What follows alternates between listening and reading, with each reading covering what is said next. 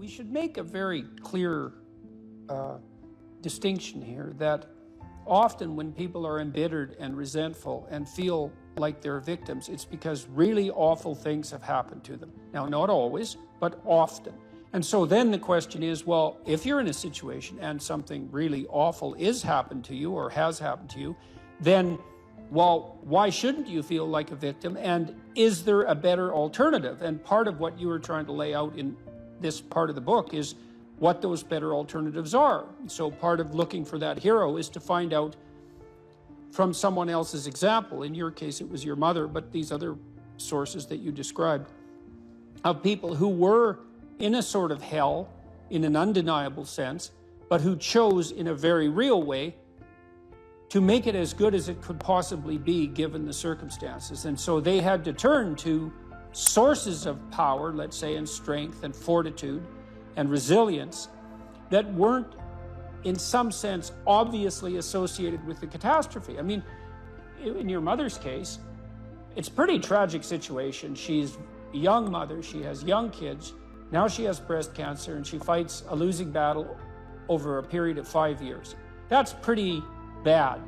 And then you have to ask yourself, given that that's obviously pretty bad, how is it even possible that someone could handle that with not only grace and courage, but the kind of grace and courage that leaves their children with an immovable sense of the ability to prevail in the face of the deepest adversity? I mean, that's really something. You said here, thousands have come before you and they did just fine. So quit your complaining. And it's not because you have nothing to complain about. That's not the case. It's that that's not the right approach. The fact is, and this is such an optimistic fact, as well as a judgment in some sense, the fact is that if someone else can do it, so can you.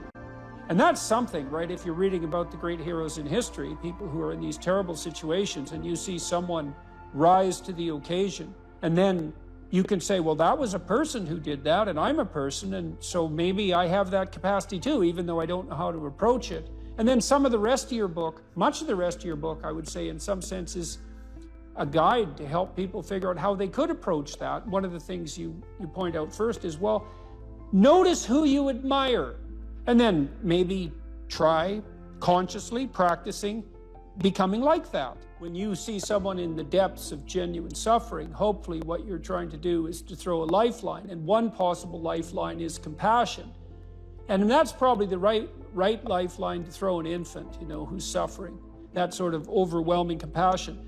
But for someone who is an adult or making progress towards being an adult, the lifeline that might be thrown is there's something within you that would let you be more than you are, and much more, and maybe enough more so that you could actually deal with this suffering so it didn't turn into hell and take everything along with it. And there isn't anything more optimistic than that. You say something here, which I think is extremely, I'm going to read something from your book here. It is true that character is to some extent innate.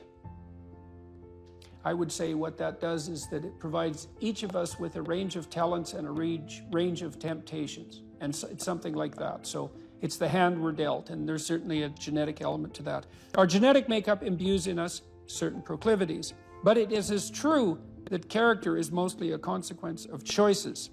Strangely enough, we all make them, and we should make them deliberately, with the knowledge that these choices are part of our responsibility toward a purpose other than our own selfish aims. That responsibility is to your family, friends, community, and country. That's something that conservatives put forward as a pathway to virtue. And what's so interesting about that, as far as I'm concerned, as an antidote to atomistic liberalism, let's say, that hyper-privileges the individual, is that it's definitely been my observation as a clinical psychologist that in the depths of misery, the capability that you have to be of service to other people, your family, your friends, your community, your country, that's actually a saving grace under such circumstances. And that people really find a deep and abiding meaning in that service. So it's not just finger wagging and the pointing towards duty. It's like, no, you don't understand. That if you're in desperate straits, if your life has fallen apart, if you're nihilistic and miserable, and maybe you have your bloody reasons, because maybe you do, that's still the case that if you step outside yourself and you try to make the lives of other people better, that's the best possible thing that you can do for yourself.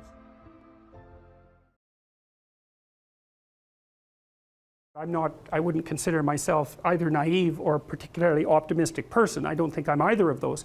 But this is actually an idea. This is one of the only ideas that I've ever found that I really believe to be rock solid. I actually think that it's true. And it's very optimistic because it says you can use your sense of meaning to calibrate your progress through life. But there's rules. You have to aim at the highest possible good that you can conceive. Now, and that's subject to update, because what the hell do you know? But you start by aiming at the star you can see rather than the dimmer one that you can't yet perceive. And then you decide that you're going to do that honestly, right? That's a big decision. So the first decision, I think, in some sense, is a decision of love. You're going to decide that being is worthwhile and that you're going to work for its betterment.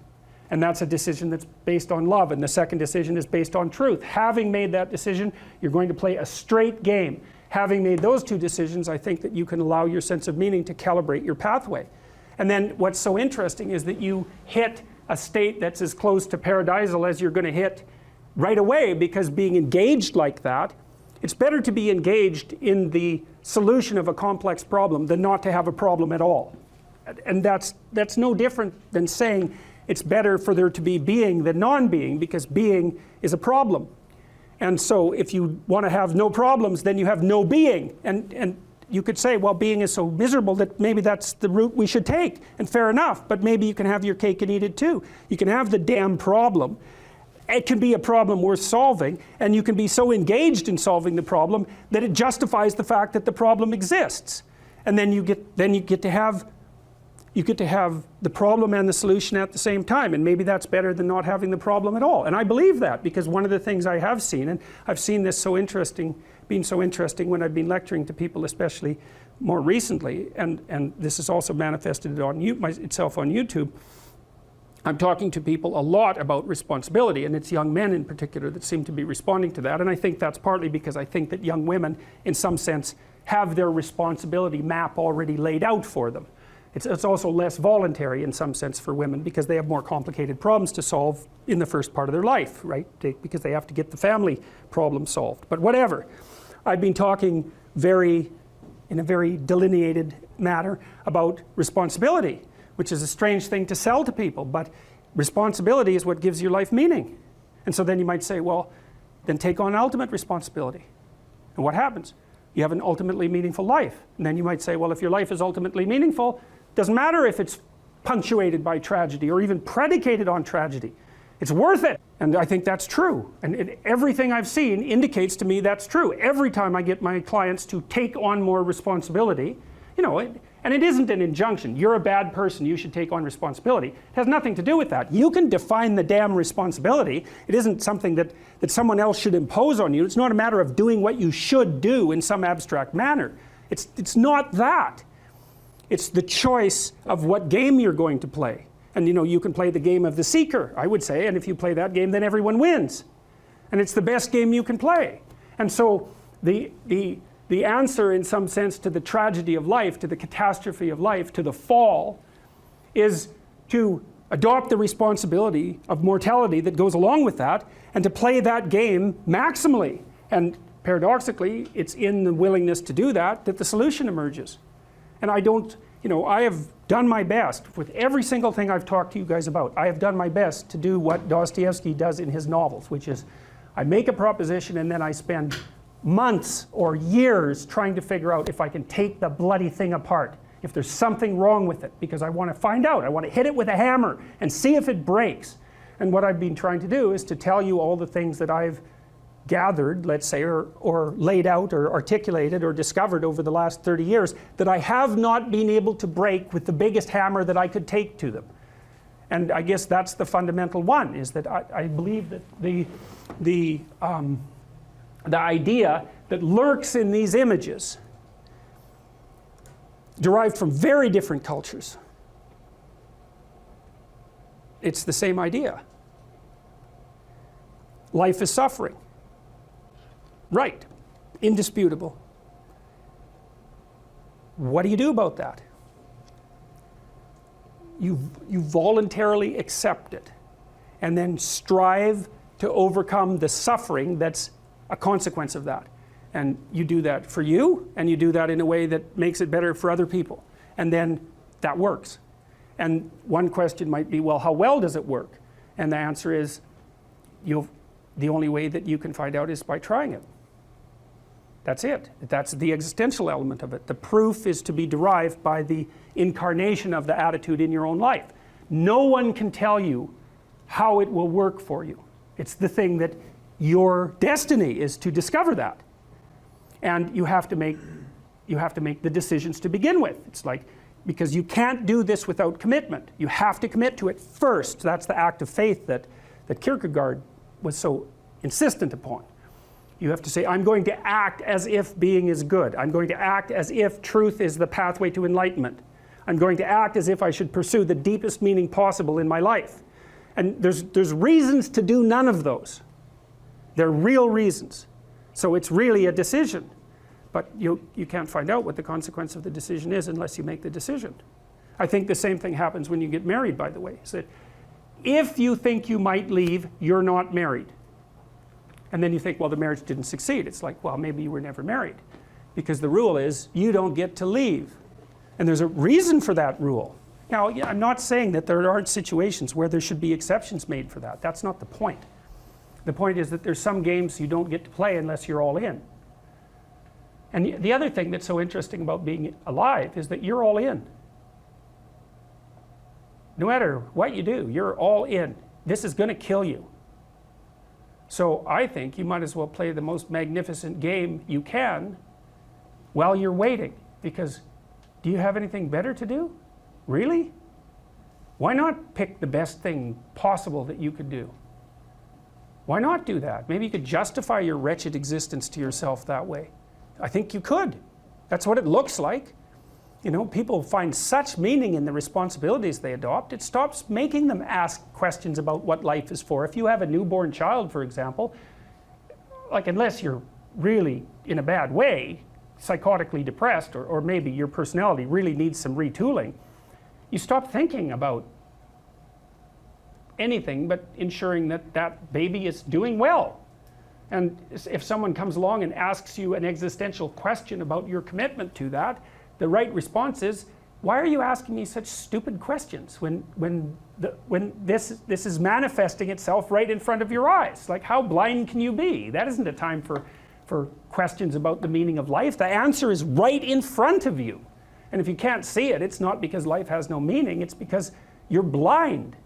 I mean, that's what the image of the Virgin Mother and the child is all about. It's like, what's the answer to the meaning of life? Here's an answer. It's like, well, I'm going to criticize that. Well, go right ahead. You know, it's like what you're like a what do you call that? A termite gnawing on a temple. There's no utility in that sort of criticism. It's blindness. And it's the same thing with regards to the path of the hero. It's like it glistens in front of you and you can criticize it. It's like, fine. Put the cart before the horse and see how far you get. So I thought, to bring full closure to the class, I was trying to solve this terrible puzzle that confronted me and many other people about how it was that human beings got themselves in such a tangle about what they believed. Such a tangle that we were pointing the ultimate weapons of destruction at one another, which, by the way, we are still doing. And I thought, okay, well, I understand that. We need our belief systems. They orient us. And that means there will be conflict between belief systems, and that can be a catastrophe. And that's being played out everywhere, again, in very many ways. What's the solution to that? Well, one possibility is there's no solution. It's just mayhem all the way around. Could be the case. But it seemed to me, as I delved into it, that the proper solution to that was to live properly as an individual, because you're more powerful than you think. Way more powerful than you think. I mean, God only knows what you are in the final analysis. You're blind to your own weaknesses, but you're also blind to your own strengths. And so then I think, well, if you got your act together, it'd be better for you, and instantly it would be better for your family, assuming they wanted you to get your act together, and not everyone does, and then it would be better for the community. It's like, how far could you take that? If you stopped wasting time, and if you stopped lying, and if you oriented yourself to the highest possible good that you could conceive of, and you committed to that, how much good could you do? Well, I would say, why don't you find out? So that's what I think you should do. You should find out. You don't have anything better to do. And there's nothing in it, as far as I've been able to tell, there's nothing in it but good. So maybe you could sort yourself out so that you wanted nothing but the good. And then maybe you could help make that manifest in the world. And maybe we wouldn't have all these terrible problems then. At least we'd have fewer of them, and that would be a start. So it's the answer to the problem of humanity is the integrity of the individual. That's the answer. So, and states that are predicated on that realization are healthy. So, and states that aren't are doomed to stagnation and catastrophic collapse. And personalities that are predicated on self-tyranny and the tyranny of others are doomed to collapse. So, and then you think, well, what's the barrier? And the barrier is, are you willing to accept the responsibility? And part of the answer to that is, reduce the damn responsibility until it's tolerable. You don't have to fix everything at once. You could just start by fixing the things that you could fix. Or you could even do it more. You could do it with even less self-sacrifice. You could start by fixing only the things that you want to fix. God, you can get a massive way that way. So do it. See what happens. That's what you should have been taught in university right from the beginning. It's like, aim at the highest good. Tool yourself into something that can attain it. And go out there and manifest it in the world. And everything that comes your way will be a blessing. And so all you have to do is give up your resentment and your hatred. I know that's a hard thing to give up because you have plenty of reason for it. That's probably a good place to stop. So it was a pleasure.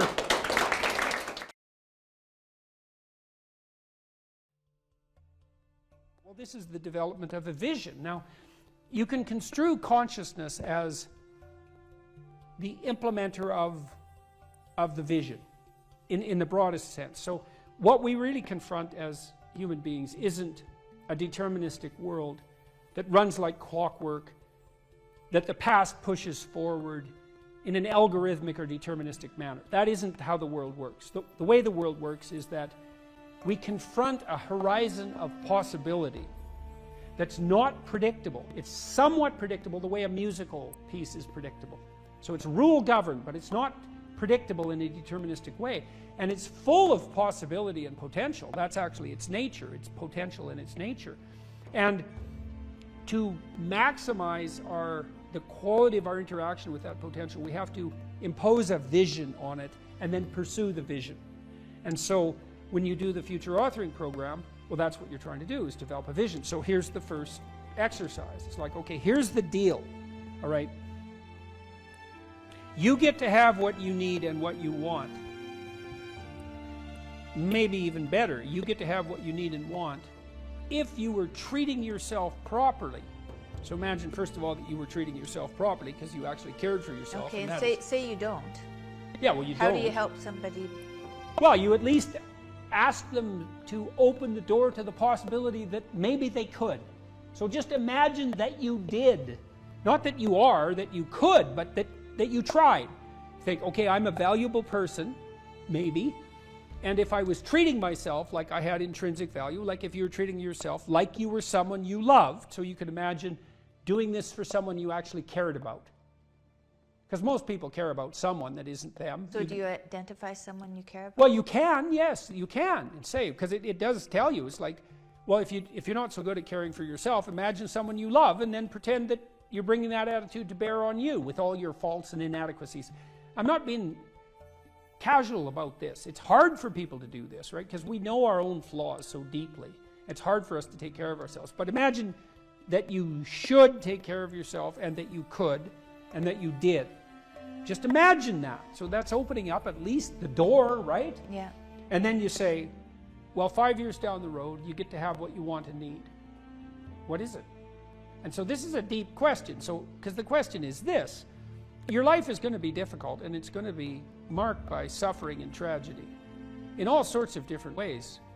Disappointment and obstacle and betrayal and the whole panoply of human catastrophe. That's absolutely 100% definitely coming your way.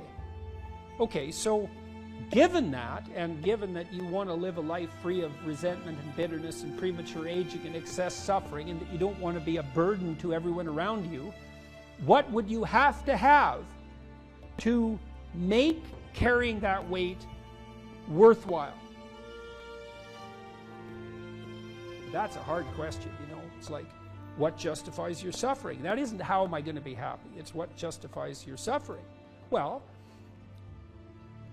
ask yourself. You get to have what you want. If you're taking care of yourself, what would it be? Okay, and so you write for 15 minutes about what your life might be like 5 years down the road if you got to have what you needed and wanted. And then we concretize it. You know, I had lots of clients and students who said, well, I don't know what to do with my life. What should I do with my life? And the first answer to that question is, that's not a very good question. Because it's like, what, do you want a one-line answer to what you should do with your life? Like, life is everything, and you want a one-line answer to everything. No. Bad question. You can imagine a desirable future, but it helps to particularize it. So one of the things you might ask is, where do people find meaning? And the answer is, well, in multiple places. Here's some places people typically find meaning. So if clients came to me and they were depressed, first of all, I'd try to find out, are you depressed? Or do you just have a terrible life, or some combination of those two? And you might ask, what's the difference? And that's a really good question. If you're depressed, you have a good life, but you're suffering. So what would it mean that you have a good life? Well, it means somewhat different things to different people, but you can kind of triangulate on it. Probably you have an intimate relationship, or at least you have the prospects of one. So at least you want one, and you believe that maybe you could have one if you don't have one, and probably if you have a good life, you have one. You have some friends. They're real friends, right? You have some family members, children perhaps, if not children, parents and siblings, or perhaps both, grandchildren. You're nested inside a family, and your relationships with your family are desirable. You have a job or a career, and so if it's a job, well, then it's hard, and maybe you wouldn't have picked it as a vocation, but at least maybe you have good relationships with your coworkers, and you're doing something difficult, but that's actually socially productive and useful and generates an income. So that's not nothing. You're educated to the level of your intellectual capability, or you have plans to do so. You're taking care of yourself mentally and physically, and you have a strategy for dealing with the realm of signal temptation, drug and alcohol abuse and sexual misbehavior and that sort of thing. And then we've added one more recently, at least conceptually, that you've adopted a certain degree of civic responsibility, right? You're participating in the broader community in some manner. And if you're doing none of those, my life is meaningless. Are you doing any of these? No. Well, that's why it's meaningless. Those are the domains of meaning. If you're miserable and you have none of those things, the first thing to do, if you're a cognitive behavioral therapist with someone, is to say, well, how about we work on like one of these things to begin with? You know, you need some friends. You need to get out in the dating market. You need a job or a better job. You need an educational plan. Like, you don't have a life, so of course you're miserable, because without sustaining meaning, life is just tragedy. And so your lot is misery. And so anyways, we ask people to go through these 8 different domains and say, okay, you can have what you want, but you have to aim at it. Sin means to miss the mark, by the way. It means to miss the target. That's what takes you away from God, is to miss the target. What target? Yeah, right. What target? Right. You got to at least know there's a target, then you got to try to hit it. and maybe you don't even know where the target is, but your aim isn't good, but at least you've set up a target now and you can practice. And so, well, if you had an intimate relationship, what would it look like? If you had some friends, how would you like those friendships to be conducted? If you had a job or a career, what could it be if you had what you wanted? In the future authoring program, which is the one we've done the most research on, so if people do this for 90 minutes badly before they go to college, it'll decrease the probability they'll drop out in the first year by 50%. That's amazing. And it works particularly well for people who are most likely to drop out. So a lot of psychological interventions help the good performers do even better and don't help the bad performers that much. And why do you think it helps them more? Well, I think the good performers already have a bit of a vision and a plan, whereas the bad performers, they're really ambivalent about what they're doing because they don't have a plan. And we'll talk more about why this is so important. If you don't have a reason to do something, and then a reason not to do it comes up, well, then you'll just not do it, because not doing things is real easy. You can just sit there and not do things all day. Doing things takes effort, and so any resistance is likely to, it pushes back against you.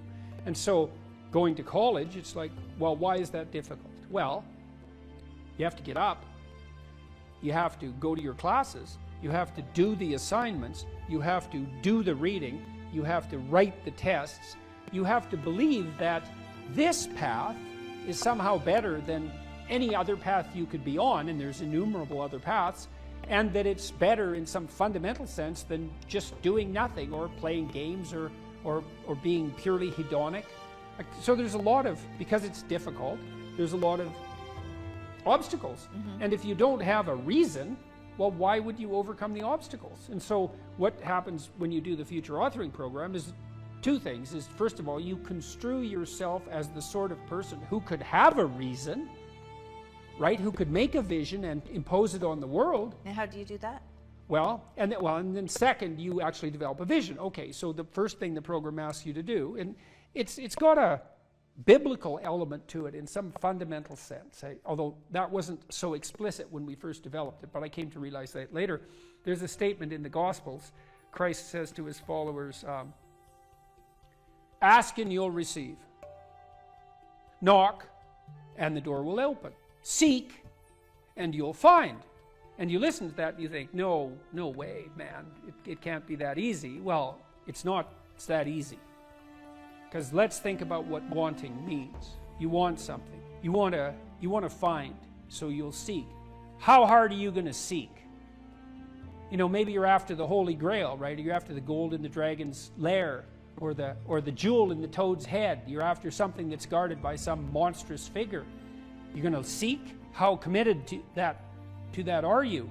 And there's a total commitment in that in a fundamental way. It's like you should be humble enough to be open to learning, to radical transformation, to the probability that you're really wrong if you're not finding what you're seeking, and the willingness to sacrifice virtually everything of lesser value for that goal. Otherwise, you do not want it. You did not ask. You are not seeking. You did not knock on the door.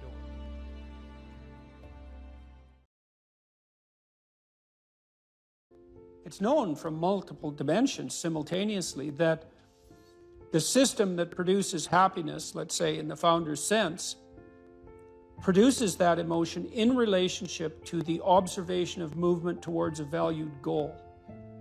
And so you can derive some conclusions from that. The first is that without a goal, there's no happiness by definition, because happiness marks movement towards a valued goal. The next is, well, the higher the goal, the more value there is in the observation of movement towards it. And so out of that, you might ask, well, then what's the highest goal? Because why don't we go for that? Well, then you could say, well, you should do your best for the best. You might say, well, that's just to make me hedonically happy. It's like, well, wait a second, cocaine will work for that, because it actually even activates this system. But what about tomorrow and next week and next month?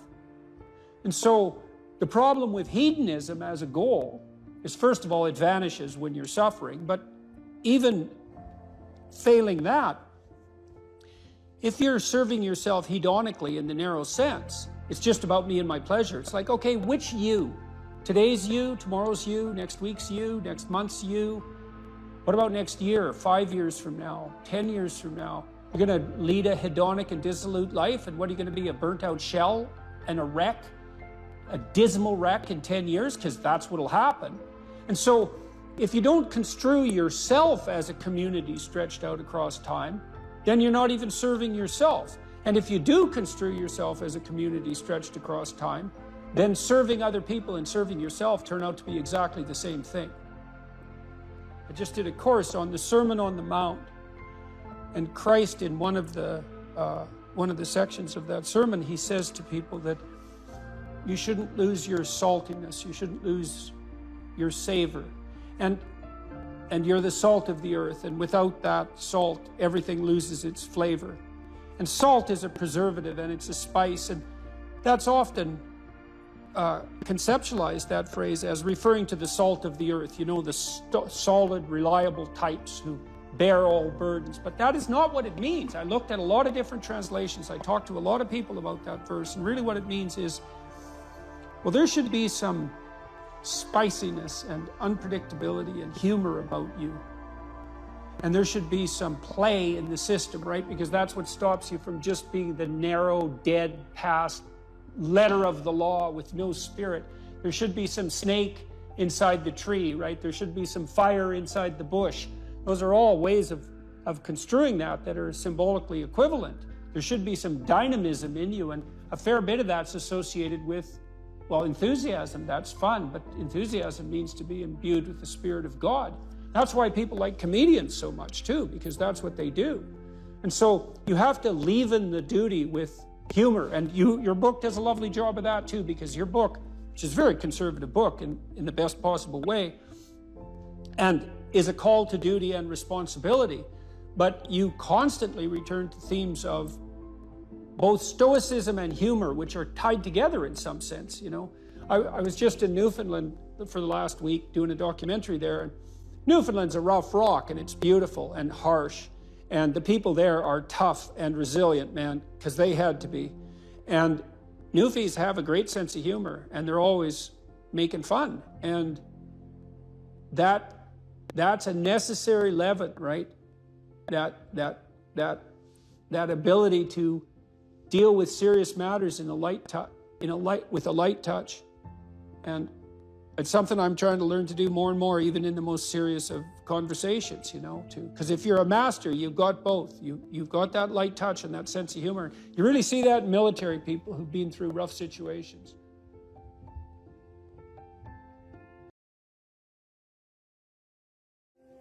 We already talked about the fact that you need an aim in life, or that's where you derive your meaning, and without that, things go to hell, and as literally as that can be taken. And so, but it's not easy to ask people to say, well, it's easy to ask them, what do you want in your life? It's a very hard question to answer because it's too vague and grand. Eh?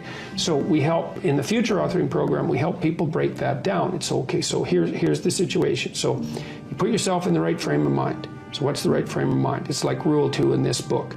Treat yourself like you're someone responsible for helping. You're someone that you are responsible for helping. So what that means is you have to start from the presupposition that despite all your flaws and insufficiencies, that it's worth having you around and that it would be okay if things were better for you. So you need to take care of yourself like you're taking care of someone you care for. So there's a bit of a detachment in that. And then the next thing is, okay, so now look 3 to 5 years down the road. Okay, you get to have what you need and want, assuming you're being reasonable and that you actually want it, which means you're willing to make the sacrifices that would make it possible. What do you mean by reasonable? Well, that's the next thing. Well, within your grasp, that would be something. What if something is out of your grasp, but you still push hard enough well, then to you get it? Then you need an incremental plan, right? You need to break that goal down into steps. Not some crazy goal within a year that's like, you haven't even done the work to master a skill yet. Yeah, I got it. Yeah, well, that's it. And you can have a high-end goal, and more power to you if you do, but you need it. Yeah. Well, you need a pathway to it. Absolutely. You know, if it's 10 stories up above you, you need a staircase to get there, right? And so you have to build the staircase too. Right. And so in the Future Authoring Program, so you're asked, first of all, okay, you get to have what you want and need. That's the proposition. but you have to aim at it. You have to define it and aim at it. So then the first thing is, okay, if you could put your family together the way you wanted it to be, what would that look like? And so that might be your siblings and your parents, but that also might be, you know, your wife or your husband and your kids, assuming that you're at that point in your life. If you could have the family you wanted, what would that look like? Right, okay.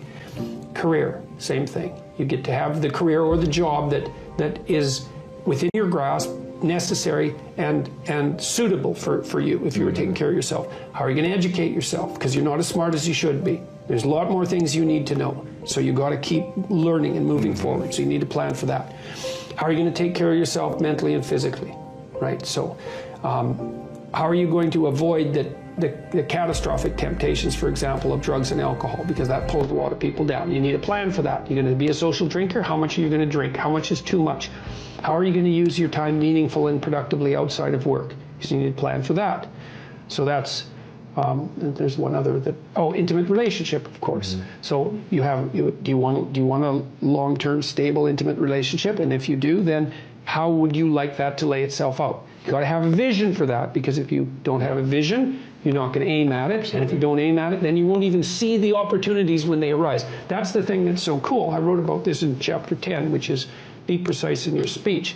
It's a chapter about the fact that aims structure your perceptions. So for example, once you aim at something, your brain, literally, the perceptual structures in your brain, in your visual cortex, reorient themselves to calculate a pathway to the aim. And then what they show you in the world is obstacles to that path and open pathways to the path. That's actually how the world reveals itself. Just like when you're driving in a car and you have a map and you aim at a particular place, then all the things that are related to that place show up in the world. It's exactly the same thing, because you are traveling through time and space. Right, and you need a map.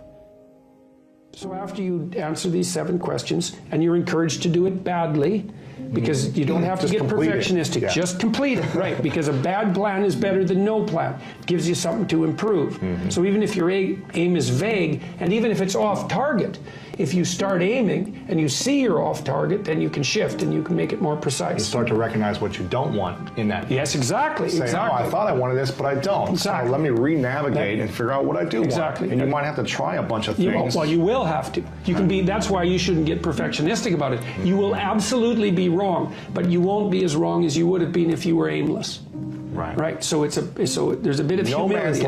No man's land is not worse good. than no man's room is worse than a bad path. Yeah. That's exactly right. Ooh, I like that. That's a good one. That's a good one, and it's right. It's right. You don't want to be in no man's land. Why did you use that phrase? Because that's right. That's exactly right. I think for me, the idea of walking around aimlessly is like the worst idea in the world. It's like zero purpose, zero mission, zero certainty at all. It's like walking around in no man's land, aimlessly. But it's funny too, because in no man's land, everybody's shooting at you.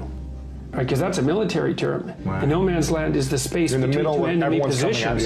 You bet. So if you're aimless, you're also at a place where everything is shooting at you.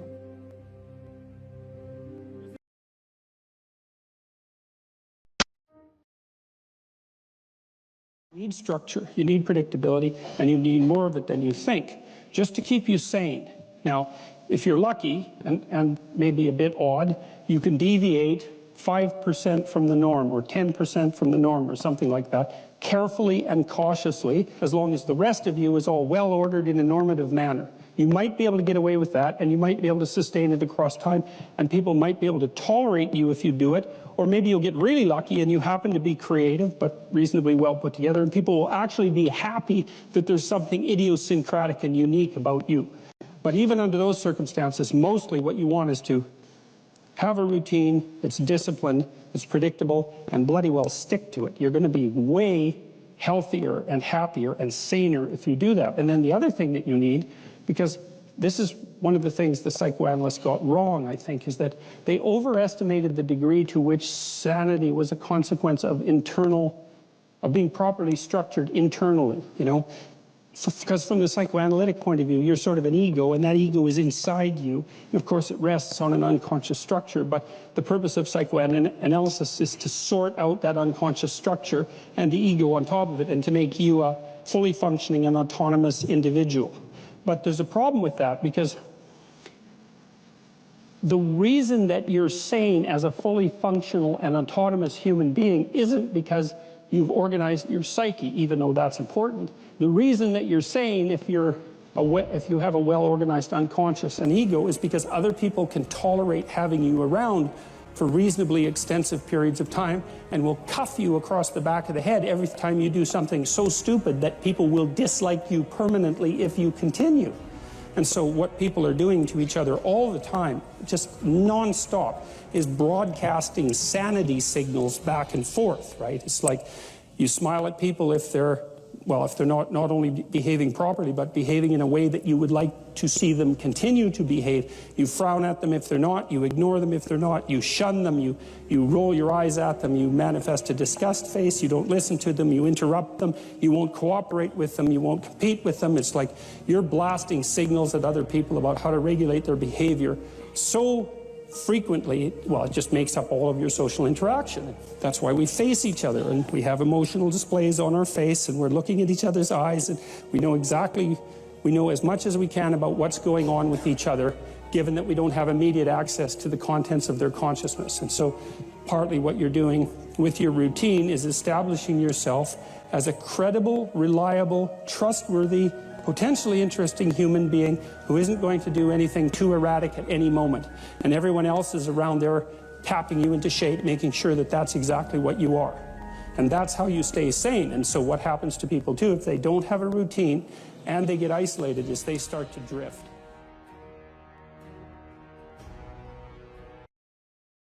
So there's this weird dynamic that's part of the existential system of ideas between human vulnerability, social judgment, both of which are major causes of suffering, and the failure of individuals to adopt the responsibility that they know they should adopt. It isn't merely that your fate depends on whether or not you get your act together and to what degree you decide that you're going to live out your own genuine being. It isn't only your fate.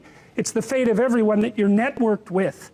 And so, you think, well, there's 9 billion, 7 billion people in the world. We're going to peak at about 9 billion, by the way, and then it'll decline rapidly. But 7 billion people in the world, and who are you? You're just one little dust mote among that 7 billion. And so it really doesn't matter what you do or don't do, but that's simply not the case. It's the wrong model, because you're at the center of a network. You're a node in a network. Of course, that's even more true now that we have social media. You'll know 1,000 people, at least, over the course of your life. And they'll know 1,000 people each, and that puts you one person away from 1 million, and 2 persons away from 1 billion. And so that's how you're connected. And the things you do, they're like dropping a stone in a pond. The ripples move outward, and they affect things in ways that you can't fully comprehend. And it means that the things that you do and that you don't do are far more important than you think. And so if you act that way, of course, the terror of realizing that is that it actually starts to matter what you do. And you might say, well, that's better than living a meaningless existence. It's better for it to matter. But I mean, if you really asked yourself, would you be so sure if you had the choice?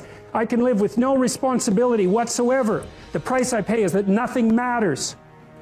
Or I can reverse it and everything matters. But I have to take the responsibility that's associated with that. It's not so obvious to me that people would take the meaningful path. When you say, well, nihilists suffer dreadfully because there's no meaning in their life and they still suffer. Yeah, but the advantage is they have no responsibility. So that's the payoff, and I actually think that's the motivation. Say, well, I can't help being nihilistic. All my belief systems have collapsed. It's like, yeah, maybe. Maybe you've just allowed them to collapse because it's a hell of a lot easier than acting them out. And the price you pay is some meaningless suffering, but you can always whine about that and people will feel sorry for you, and you have the option of taking the pathway of the martyr, so that's a pretty good deal, all things considered, especially when the alternative is to bear your burden properly and to live forthrightly in the world. Well, what Solzhenitsyn figured out, and so many people in the 20th century, it's not just him, even though he's the best example, is that if you live a pathological life, you pathologize your society. And if enough people do that, then it's hell. Really. Really. And you can read the Gulag Archipelago if you have the fortitude to do that, and you'll see exactly what hell is like. And then you can decide if that's a place you'd like to visit, or even more importantly, if it's a place you'd like to visit and take all your family and friends. because that's what happened in the 20th century.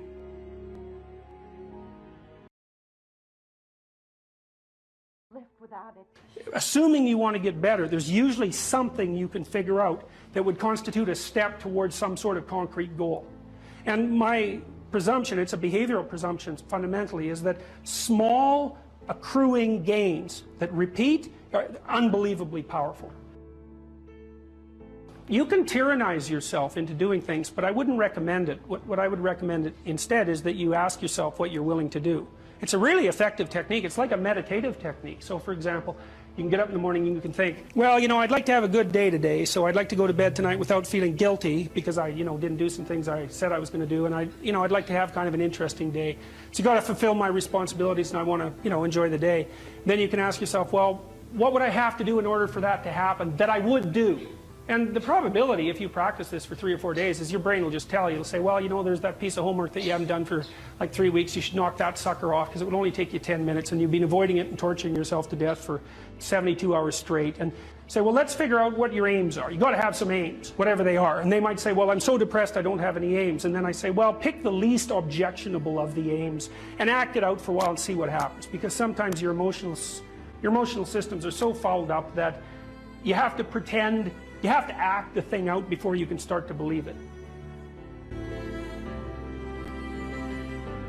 Life can be meaningful enough to justify its suffering. I thought, God, that's such a good idea. Because it's not optimistic exactly. Some people will tell you, well, you can be happy. It's like, those people are idiots. I'm telling you, they're idiots. There's going to be things that come along that flatten you so hard you won't believe it.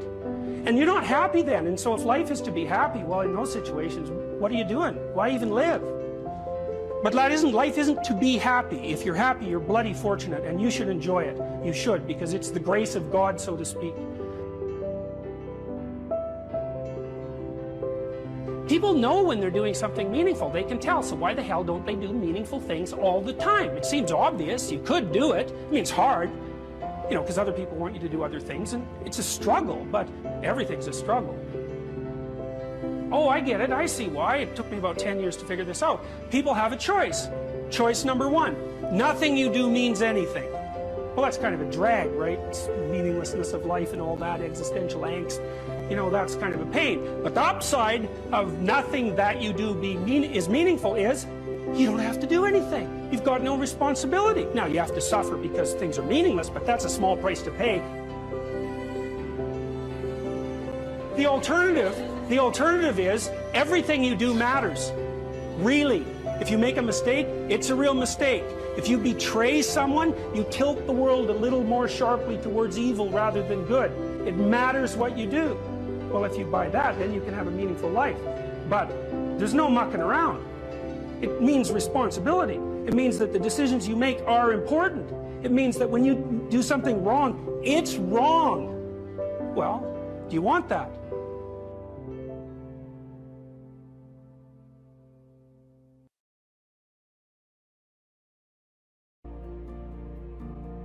Stop doing the things that you know are wrong that you could stop doing.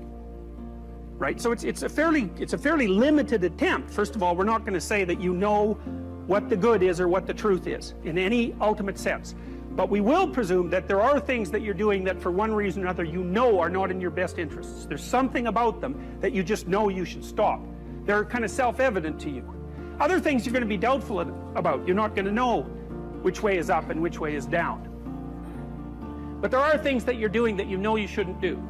Now, some of those you won't stop doing for whatever reason. You don't have the discipline, or maybe there's a secondary payoff, or you don't believe it's necessary, or it's too much of a sacrifice, or you're angry or resentful or afraid. Who knows? So forget about those for now. But there's another subset that you could stop doing. It might be a little thing. Well, that's fine. Stop doing it and see what happens. And what'll happen is your vision will clear a little bit. And then something else will pop up in your field of apprehension that you will also know you should stop doing, and that you could stop doing, because you've strengthened yourself a bit by stopping doing the particular stupid thing that you were doing before. That just puts you together a little bit more.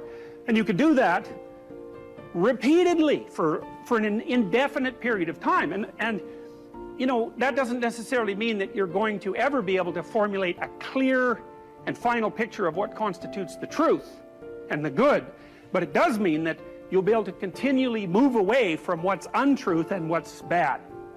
And you know, that's not a bad start.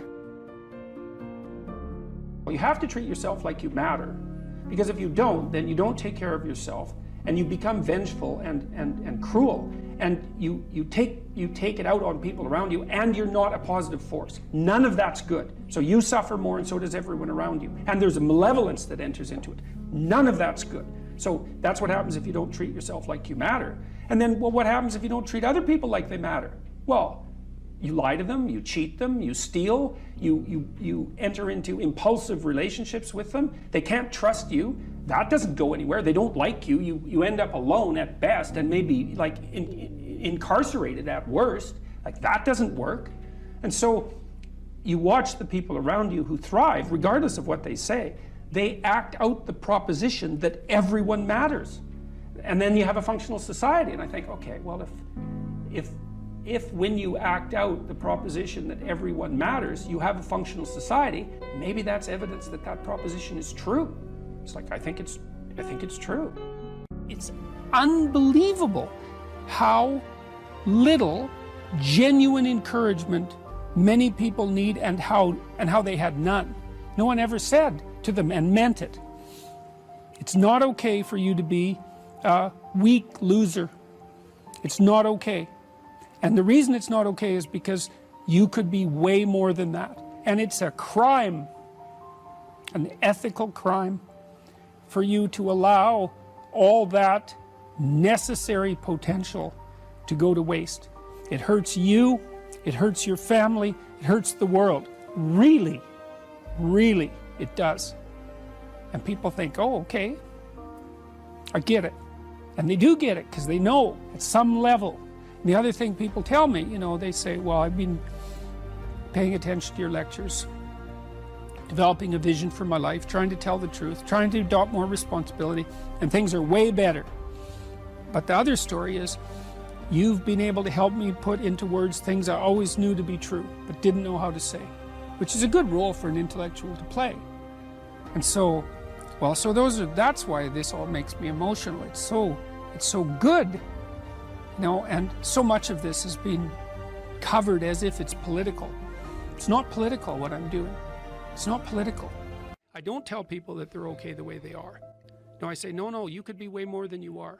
And they're relieved about that, you see, because if you're in a dark and terrible place and someone says you're okay the way you are, then you don't know what to do about that. It's right. Like, no, I'm not. I'm having a terrible time, and I'm hopeless. You're okay the way you are. Well, then what? That's it? That's where I am? And what do you want to tell a young person? You're 17. You're okay the way you are. It's like, no, you're not. You got 60 years to be better, and you could be way better. You could be incomparably better across multiple dimensions. And in pursuing that better, that's where you'll find the meaning in your life. And that will give you the antidote to the suffering. People have asked me in my book why I wrote it as an antidote to chaos, you know, because, well, there isn't anything technically wrong with chaos. Chaos is a place of great potential. Well, the question is, what's the proper balance between chaos and order? Chaos, potential, and order. Well, the answer is, look, when you're a kid, you're all potential. It's chaotic potential. It can manifest itself in any number of ways. And maybe you don't want to give that up. So you're like Peter Pan. You want to be a kid forever because you don't want to give up the potential. And you look out in the world and all you see are Captain Hooks, you know, who've lost a hand, who are chased by death, because that's the clock in the crocodile. It's already got a taste of him. He's terrified by death, and he's a tyrant. Well, I don't want to grow up to be that. So I won't be disciplined at all. Well, that's no good, because the way the potential transforms itself into actuality is through discipline. And so then you, as you said, this is the trick though. You have to pick a path of discipline. What path of discipline you have to pick is a different issue. So there could be a rule. The rule might not be follow this rule. The rule might be you have to follow some rules. So it's a meta rule. And the meta rule is you have to discipline yourself. And the issue is, well, how? That's not really the relevant question. You can pick a disciplinary path. That's why I often tell my clients, especially young people, they say, well, I don't know what to do. It's like, that's okay. Nobody does. Go do something. Do the best thing that you can think of. Put the best plan you have into practice. It's not going to be perfect, and it will change along the way. but it will change partly because you become disciplined pursuing the path. And as you become disciplined, you become wiser. And as you become wiser, you become able to formulate better and better plans. So you can start vaguely and confused and develop a plan that's not so great, and you start to implement it, and then you accrue incremental wisdom as you implement your flawed plan, and that enables you to fix the plan. And so that's part of that process of incremental self-improvement as well. You don't want someone else's fate. Man, your fate's enough, and your adventure's enough. It's plenty.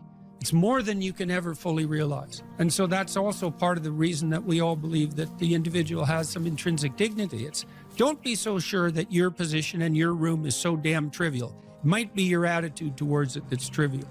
And if you're in dire straits and dire circumstances, just look at how much opportunity you have to make things better. Compare yourself to who you were yesterday and not to who someone else is today. The same basic idea, right, is that you have to get your markers for success right, because otherwise you can end up in the situation you described, which is that, like, there's always people out there who are doing far better than you on pretty much anything you want to imagine. And if all you're doing is seeing yourself in their reflected light, let's say, then it's going to be pretty damn dismal. But it's not a good comparison, because you shouldn't just compare. Well, first of all, there's danger in just comparing yourself to others, period, because they're not you, and God only knows what struggles they had to undertake to get to where they were, or what burdens they're currently carrying that you're not aware of. You just don't know any of that. But you can certainly contrast yourself with yourself, and that's a lot better. It is the only way. Well, it's also the only way of really measuring anything approximating proper improvement. You can actually tell when you're a little better than you were yesterday. Right. So, and you can actually do that. That's another thing that's so interesting about it, is that you can actually make yourself a little better in some way, pretty much. Well, I don't know if it's at every moment, but you can certainly do it every day. It's funny. I mean, you know, obviously, if you have a problem and you think about it, you can think up a solution. And it's not obvious how you do that. You know, I mean, it's not like you know how you're manipulating your neurons or something. Mm-hmm. It happens of its own accord in some sense, like you can participate in it, I guess, and you can interfere with it. And it seems to take a certain amount of willpower, but it still all happens mysteriously behind the scenes. You know, what's interesting about this point of identifying these heroes or at least role models, you can call them either one. I just thought heroes was a more compelling word to use for the sake of writing it. But what's interesting about it too is how pop culture actually plays a pretty important part of this, because like there's plenty of people who simply don't have these good role models in their lives, and you have to acknowledge that. And so where are they supposed to turn? And it's maybe one of the reasons that it's so important to fight these cultural wars that you and I engage in on a fairly regular basis, that they become a serious part of our politics, which at the same time is necessary, but also deeply, deeply unfortunate. I do think the attack on pop culture from this progressive victimhood left has reached a ceiling.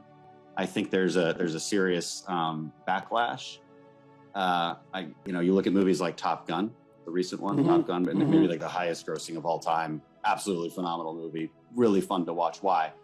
Because it just had all of these classical virtues infused within it, about relationships and about how you treat people and what the consequences are for treating people as such. That these things speak to people in a deeper way. They can't necessarily articulate them, but they understand it when they see it.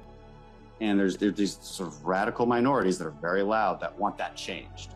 You know, they want something else to be on that hill, but people react against it because it's not true. There's no truth to that. Yeah, well, and something cries out from inside of them then, and that can be appealed to by a storyteller. I saw the same thing in the Marvel Avengers series, is that there is a return to any wide range of classical virtues, certainly brotherhood, a kind of a military ethos, sacrifice, a striving upward, certainly masculine virtues, the combination of the Hulk and Iron Man, for example.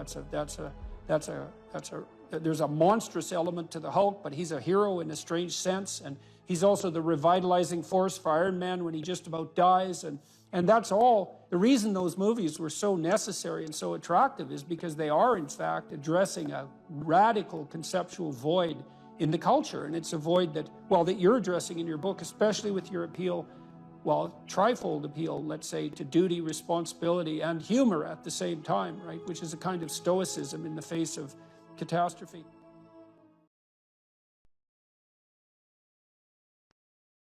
You know, I had clients who were in such dire situations that all I could do was really help buffer them against that.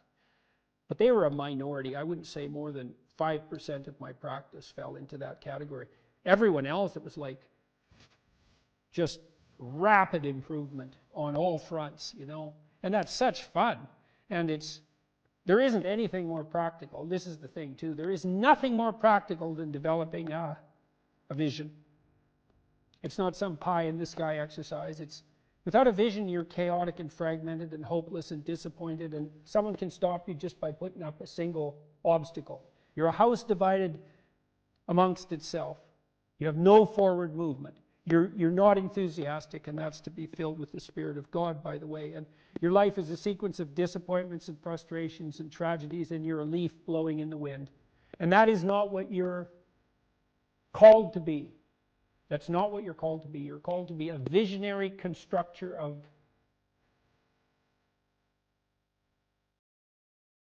the paradisal vision. Mm-hmm. Really? Really? That's who you are. Terrible as that is to apprehend. And so, Well, what do we have to lose? we already will lose everything we have to lose.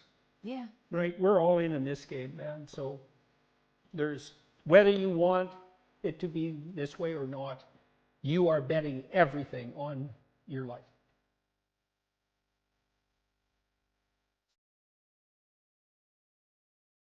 Is there a purpose to our life? And, well, that's a hard question. And then, if there is a purpose, well, how is it expressed? And then, if there is a purpose and our lives are truncated, as they are by death, then how can that purpose have significance? And those are hard questions. But Socrates' experience seemed to be that he had lived enough in his life so that when push came to shove, which it certainly did, he was able to gracefully let it go.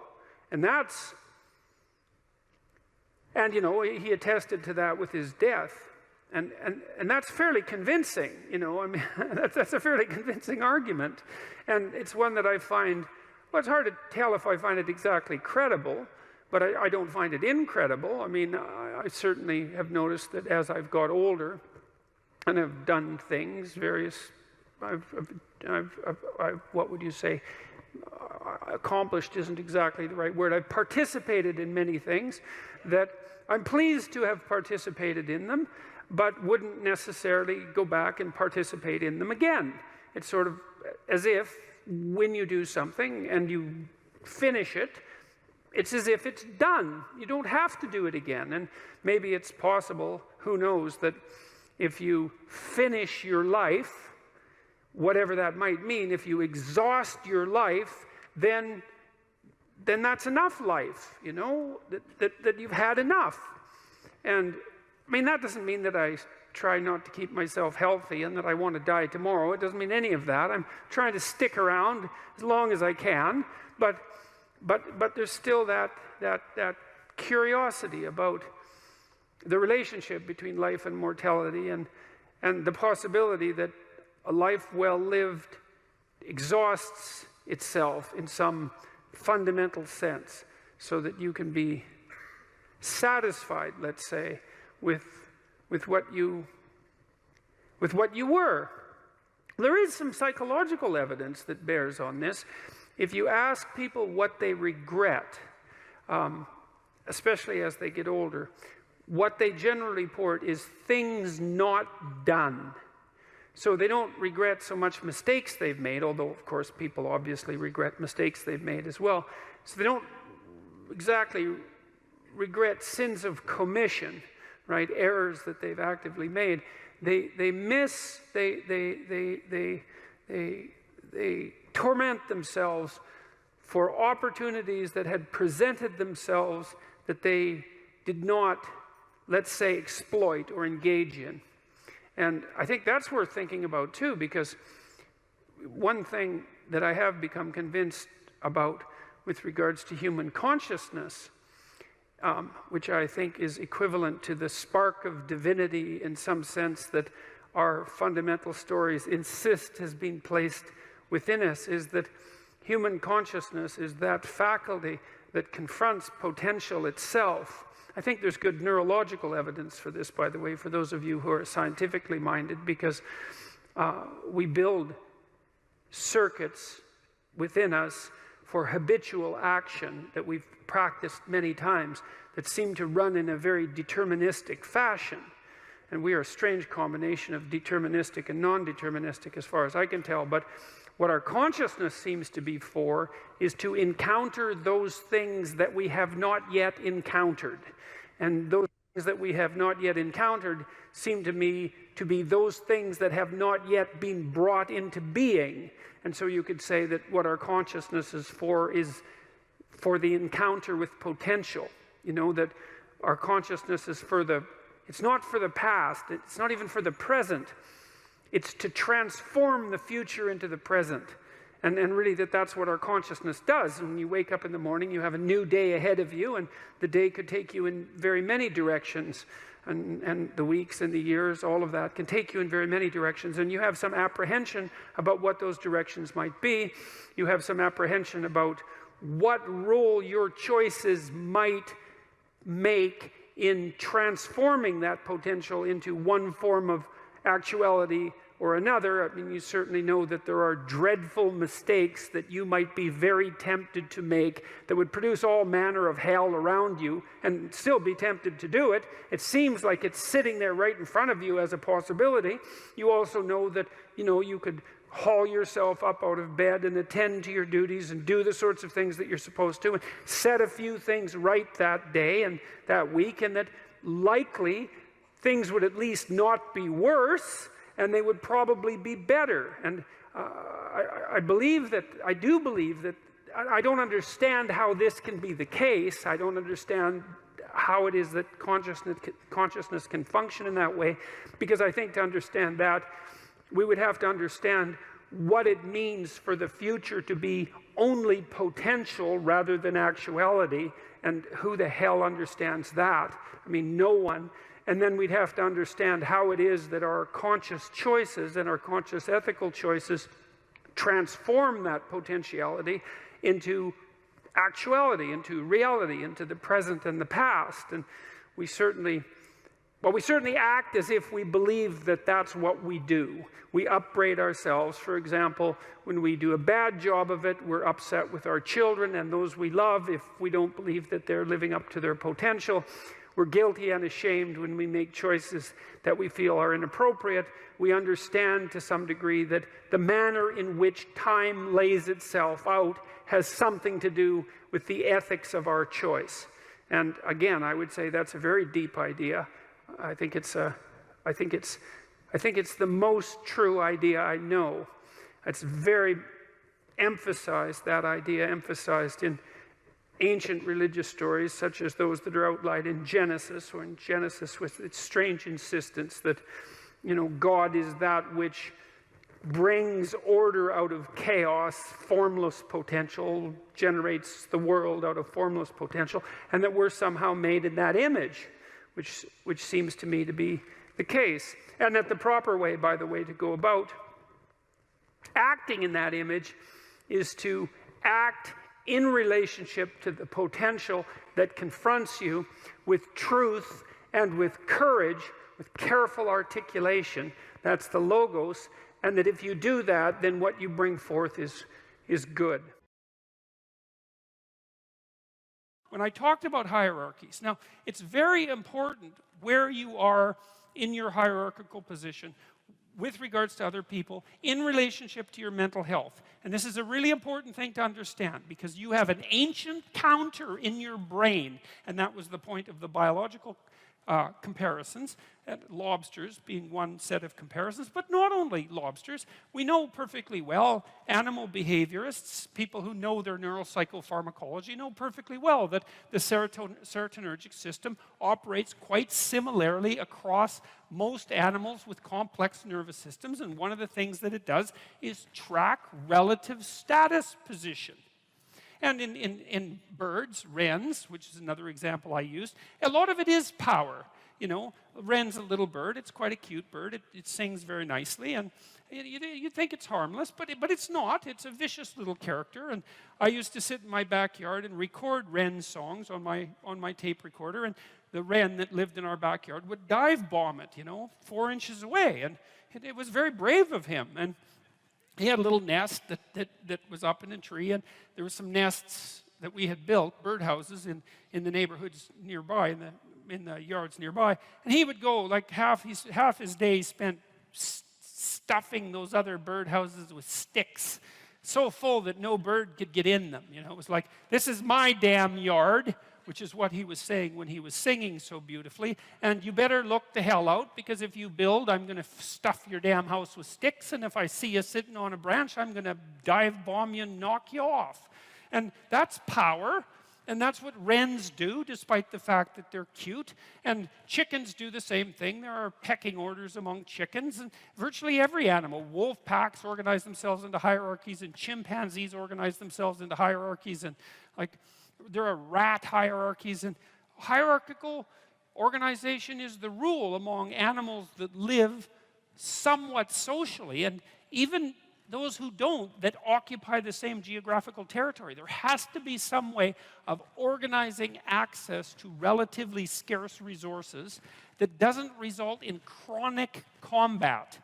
Because chronic combat, well, look, you're Wren A and you're Wren B, and you decide to have it out, so you peck yourselves half to death, and you're Wren C, and so you got a little bit more patience. You just wait until those two wrens beat each other to death, and then you move in. It's like it's a stupid solution. It doesn't even work for wrens, let alone people.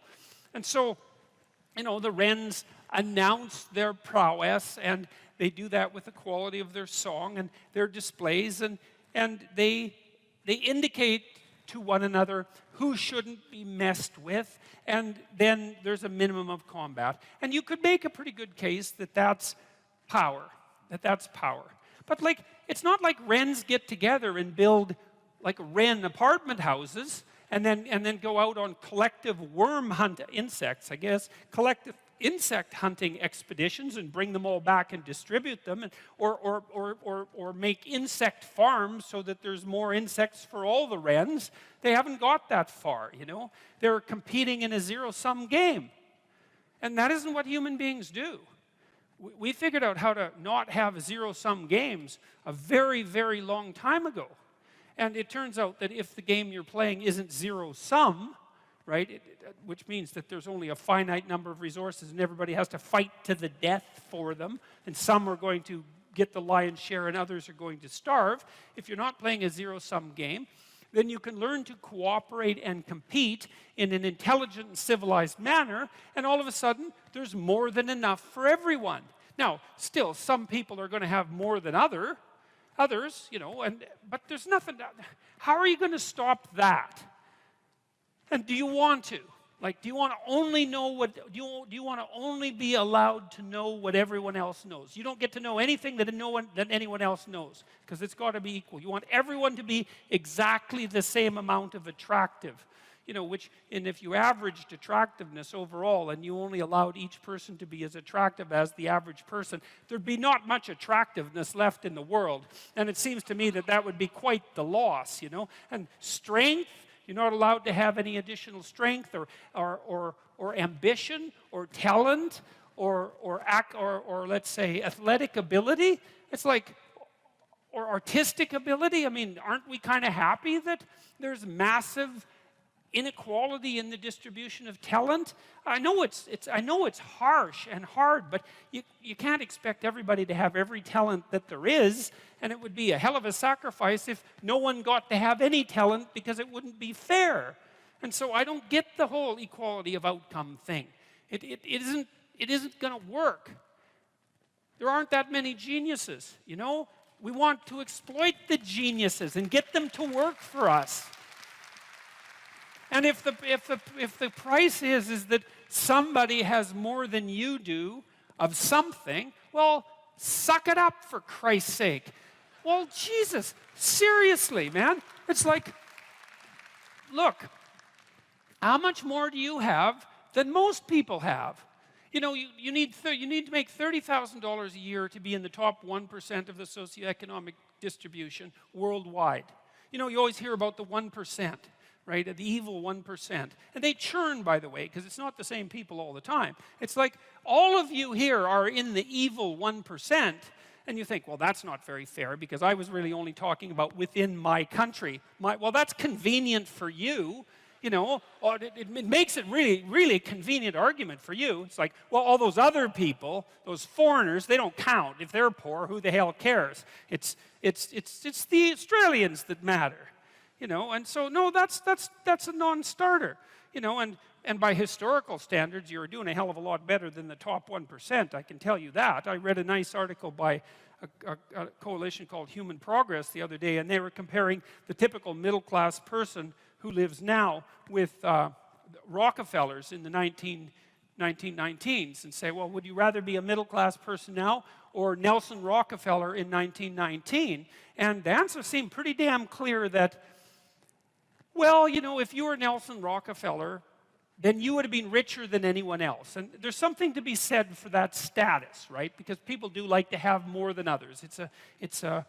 I don't know if it's a good thing or not, but it is one of the things that we like. And so you'd have that. You'd be richer than everyone else. But there'd be all sorts of things that you have that now that Nelson Rockefeller wouldn't have had a hope of purchasing, like the antibiotics that he would have needed to stop his son from dying, for example, you know, just as a start.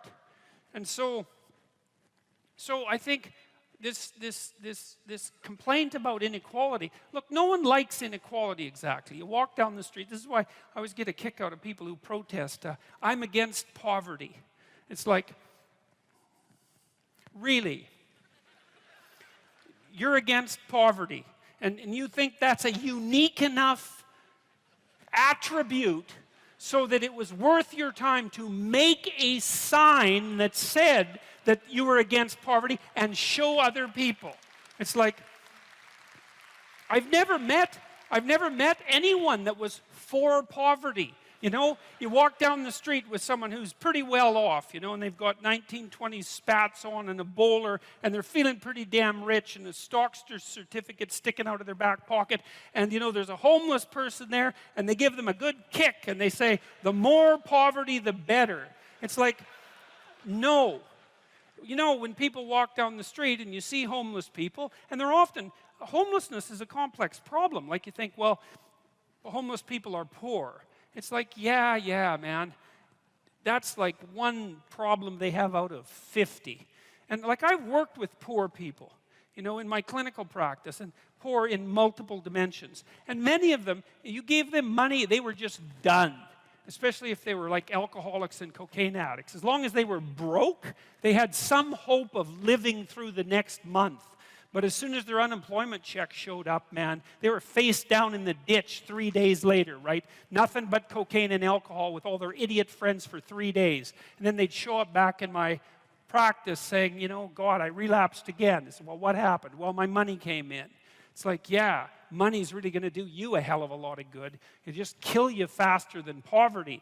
Now, not that there's anything good about poverty, but it's not like these are simple problems. You know, walk down the street and you see someone who's been an alcoholic for 20 years and maybe they're addicted to methamphetamines as well, or maybe they're schizophrenic. It's like, it isn't unequal distribution of monetary resources that is the primary cause for that problem, and it isn't going to be some sort of straightforward redistribution that's going to fix it, because it's way more complicated than that.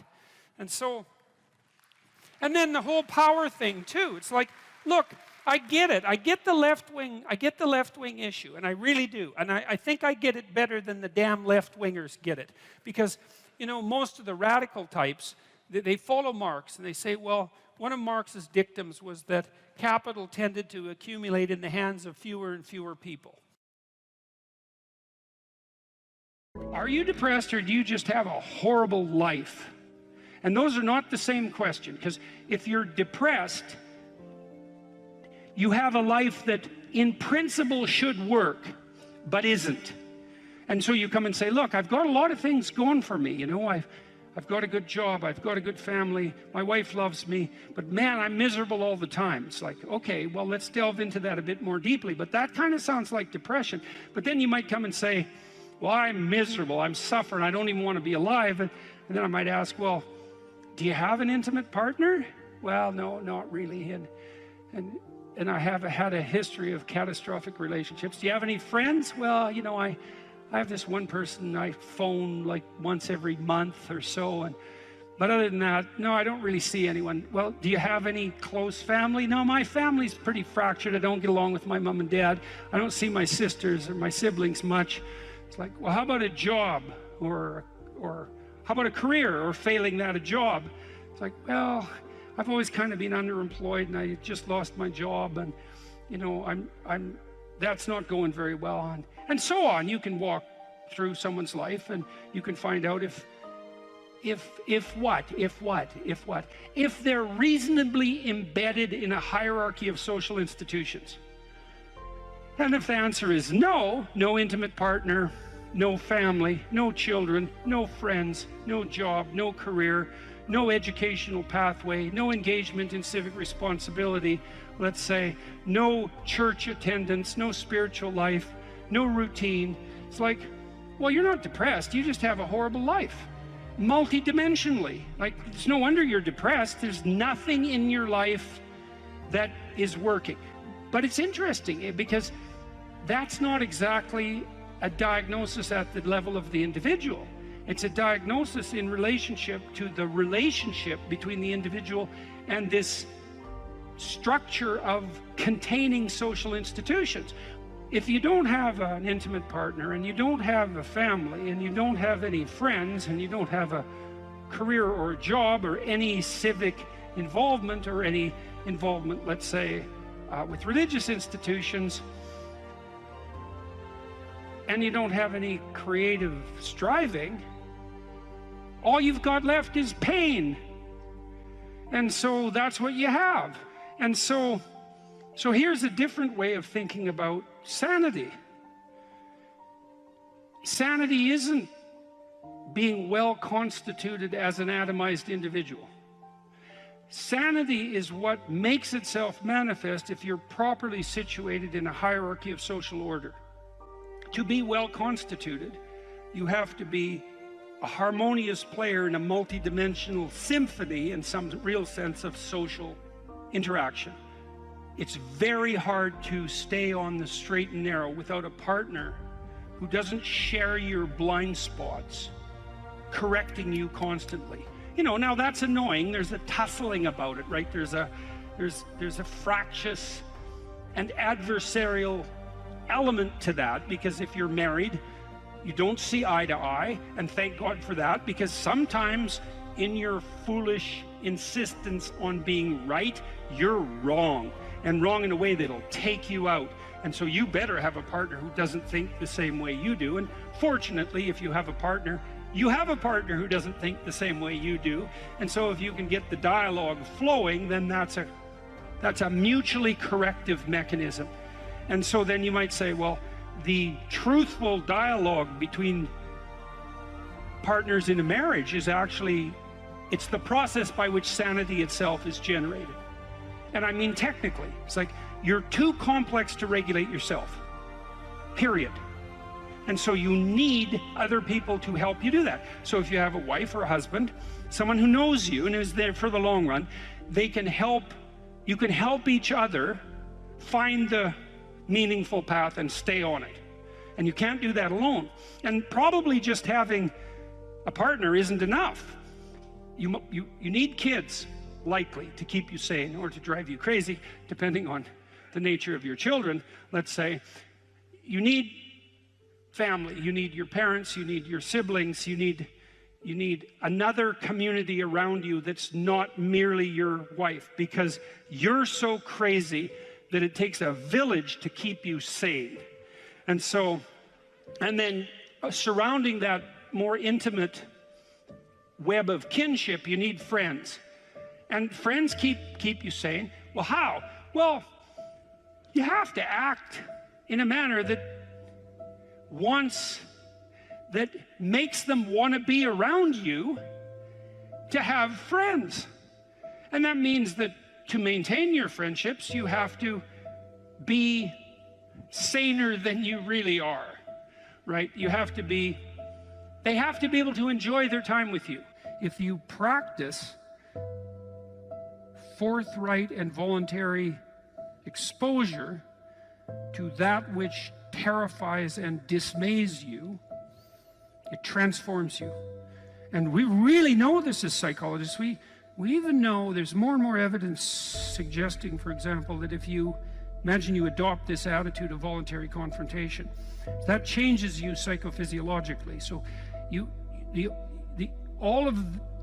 much of the biochemistry of motivation and emotion is transformed when you take a stressor which could be oppressive and paralyze you and cause you to withdraw, and you reverse that and you decide to advance. It's like a different spirit inhabits you. And I mean this physiologically. There's a whole different pattern of being that makes itself manifest in you neurologically and psychophysiologically and pharmacologically.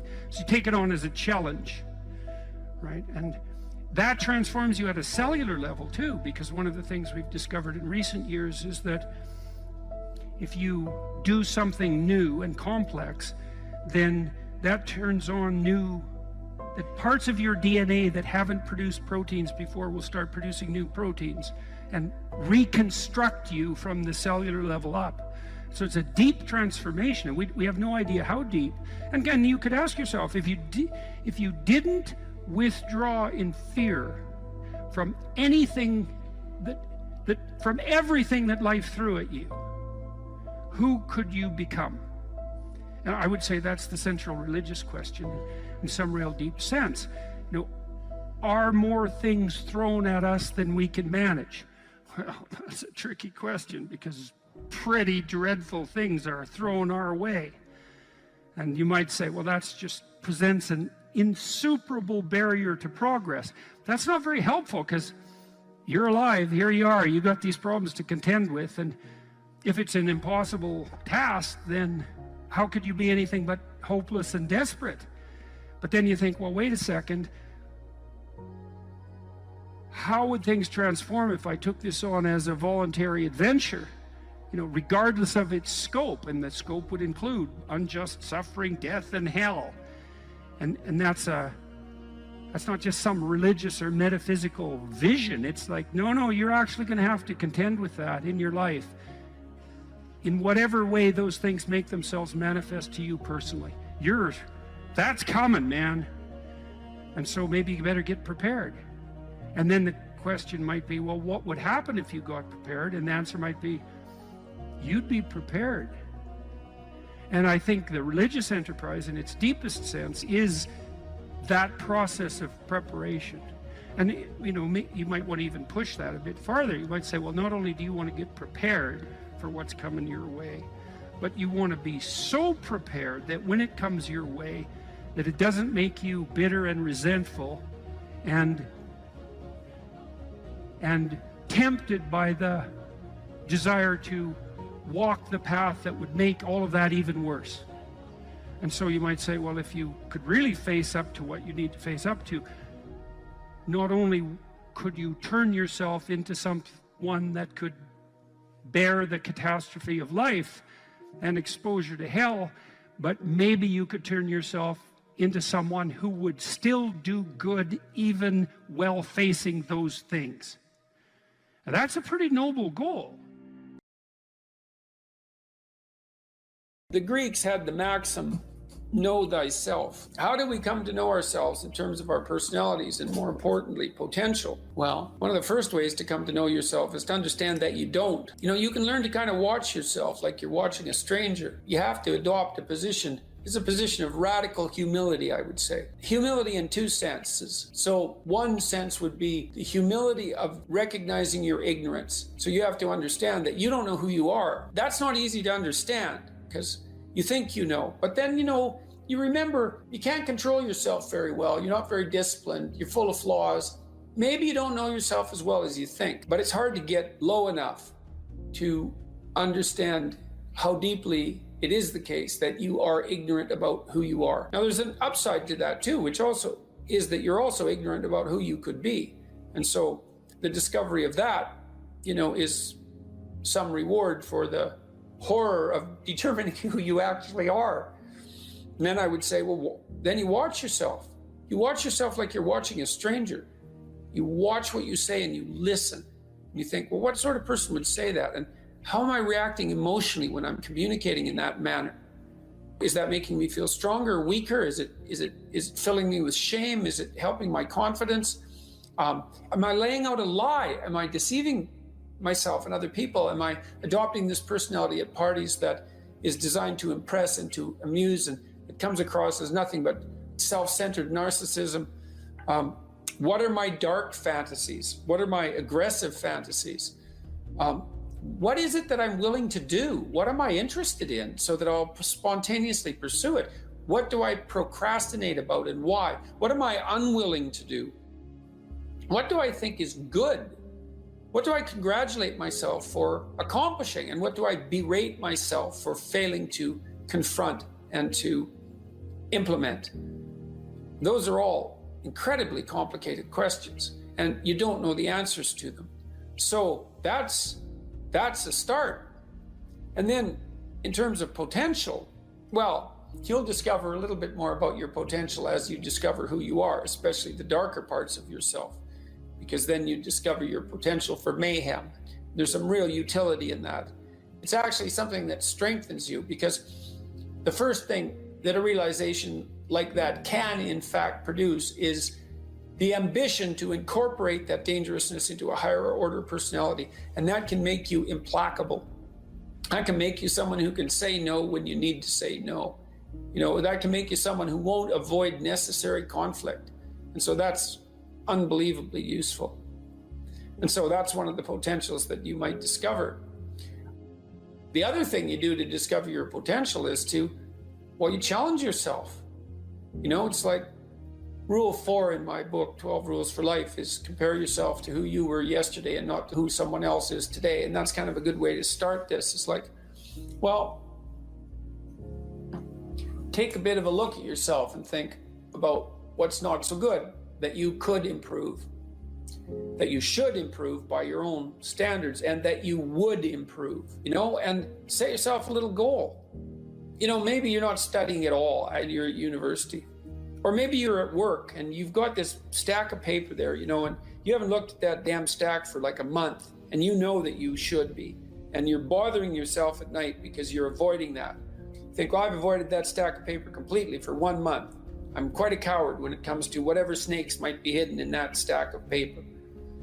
How about tomorrow I just put that stack of paper in front of me on my desk and I glance through it for 15 seconds. See if I can do that. It's like, well, you set yourself a goal of improvement. It's a humble goal, because really, are you such a coward that the best that you can bloody well manage after a month of avoidance is 15 seconds of exposure to a stack of paper?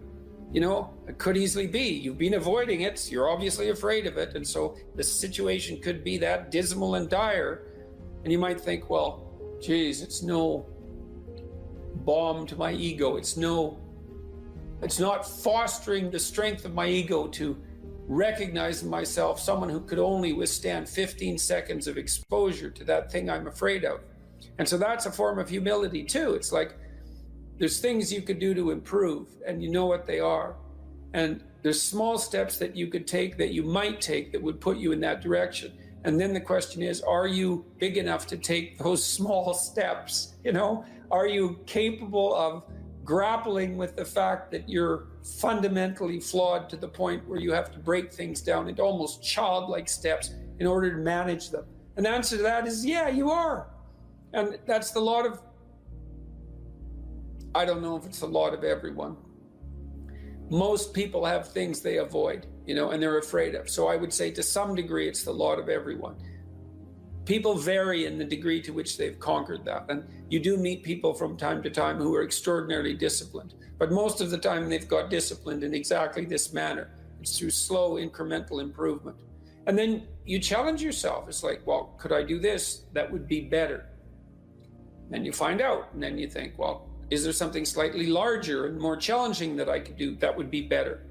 And you try it and you find out. And as you try it and you find out, generally you get better at it and you can take on larger and larger challenges. You know, you take responsibility for yourself. That's part of standing up straight with your shoulders back. It's like, take on the world, man, but only at the level that you can manage. You know, when you're ignorant and biased and deeply flawed and immature, it's where everyone starts. You don't want to bite off more than you can chew, but it doesn't mean that you can't wrestle with part of reality. You know, some part that's small enough so that you have a good shot at victory. To put yourself together, the first steps towards that is to allow yourself to be a fool, right? It's because you don't know what you're doing. You have to admit that. And there's going to be a loss of ego or destruction of ego, arrogant ego that necessarily accompanies that. But you need the loss of that arrogant ego because it's precisely what's interfering with your movement forward. You know, it's part of the adversarial process, mythologically speaking, that stops moral progress. You're too proud of who you think you are to notice what you're like so that you could change properly. You don't want to sacrifice that part of yourself. It's probably associated with some delusion that helps you maintain a positive, although very fragile self-image, you know, in the absence of genuine effort. It's not to be recommended. You know yourself by watching and paying attention. It's watching like you're a snake. A snake watches like cold-bloodedly, with no emotional reaction, just to see what's there. It doesn't allow, symbolically speaking, doesn't allow what is wanted or desired to interfere with what is observed. So you watch yourself like that, as if you don't know who you are. Well, that's the beginning. And then you challenge yourself continually to see how far past yesterday you can push today and tomorrow, and to continually experiment with expanding the domains not only of your competence, but of your ability to increase that competence. And the upper limit to that is proportional to the moral effort that you put into it. The more that's guided by the highest of all possible visions, right? The alliance with the highest of all possible conceivable good. And the more it's accompanied by truth in speech and action, the more you will develop your potential. And you also, I suppose, have to be willing to undertake that as an adventure, because it's a hell of a thing to bear that kind of responsibility. It takes a person out of the ordinary. It takes them out of themselves. And there's an alienation and an isolation that goes along with that, and a great sorrow, all of that together. But there's deep meaning to be had in it, and there isn't anything better that you can do. So that's the answer to that question.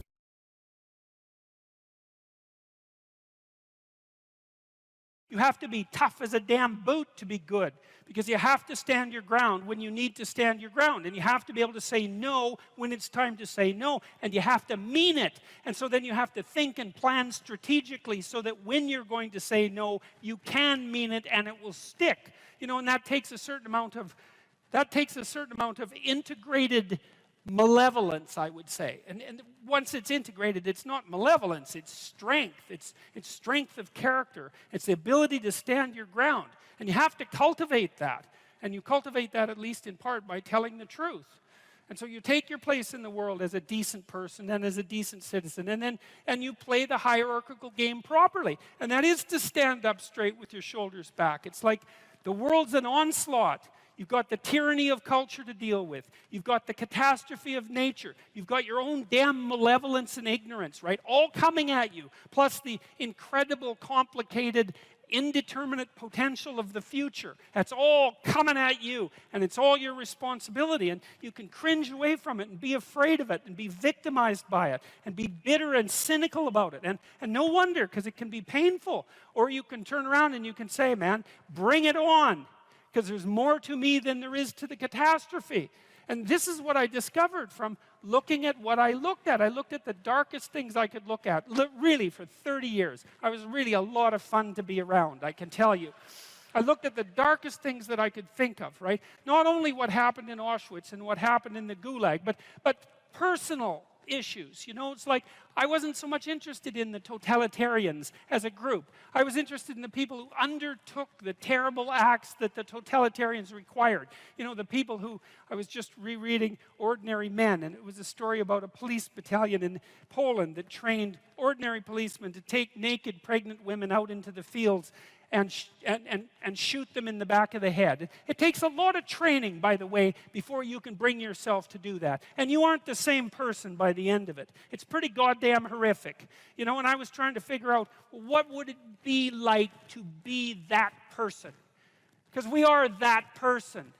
And then what would it be like to not be that person, right? To refuse to do that, to not participate in that.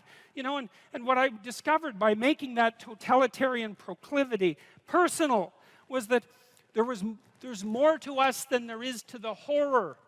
As nature is, bent on our destruction, bad as culture is, tyrannical and bloody, back as far as you can look, as malevolent as you are in the darkest part of your heart, and that's plenty malevolent.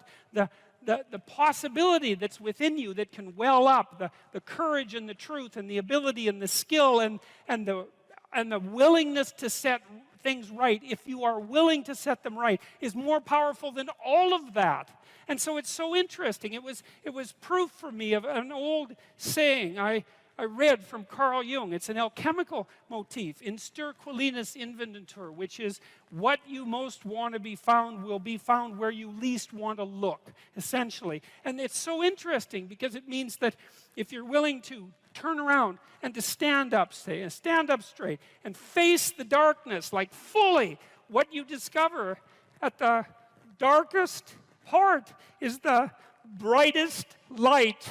And that's something that's so much worth discovering, because there's going to be terrible darkness in your life. And it's going to make you cynical and bitter. And it could easily be that you're just not looking at it enough. Because if you looked at it enough, and you didn't shy away, and you brought everything you had to bear on it, you'd find that there was more to you than there was to the horror. You know, I watched my father-in-law. I'll end with this. And you know, you don't know, because you're not bringing your A game to the table with all that cynicism and bitterness and resentment and willful blindness and avoidance. Maybe you're playing at 60%. It's not good enough, because there's too much of what's bad for 60% to be good enough. It's like you need 90% or 95% or 100%. When about 15, 20 years ago, my mother-in-law developed frontal temporal dementia, which I wouldn't recommend. You know, it's one of those degenerative neurological diseases like Alzheimer's, and those bloody things are like they're in the top echelon of awful. You know, you watch a person deteriorate before your eyes. It's a lengthy, lengthy death. And it was slow. And her husband, he lived in this little town that I grew up in, about 3,000 people. And he was quite a character, man. Everybody knew him. I bought him a Foghorn Leghorn t-shirt once, because that's kind of what he was like. He was loud and sort of bombastic, but he stood up straight, I can tell you. And he played the fool a little bit, mostly for the amusement of people, but he was no damn fool. And I always admired him and liked him. And the feeling was mutual, thank God, since I married his daughter.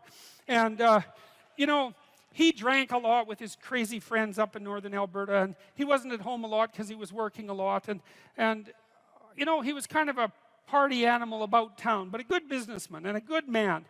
And then his wife got sick, and they moved to another town. And, you know, he took care of her for like 15 years. It was unbelievable as she deteriorated, you know, and she got more desperate to have him around, and her love for him never went away. Even as she lost herself almost completely, she would always light up when he came into the room, you know. And he took care of her right till within weeks of her death. He had to finally put her in an old folks' home because he was no longer strong enough to lift her up from the chair. And we interacted with him a lot, you know, because we were trying to help him figure out how to cope. And we had signs put up in the house, electronic signs that would tell her when he was leaving so that she would know where he went. And we had recordings in the bathroom so that she knew what to do when she went into the bathroom. And we tried to do everything we could to not make this absolutely bloody, atrocious experience complete hell. And he participated the whole way. You know, and it was really something to see. It was really, it left me with a tremendous sense of admiration for him, but not just for him, but for people who can do that. You know, and if there was a new decline, he took it on, and he didn't complain about it, and he tried to do what he could, you know, and like, it was no picnic, don't get me wrong, but it wasn't hell. And then we were all gathered around the deathbed, my wife's mother's deathbed, and the family was there, and they got along pretty well, you know.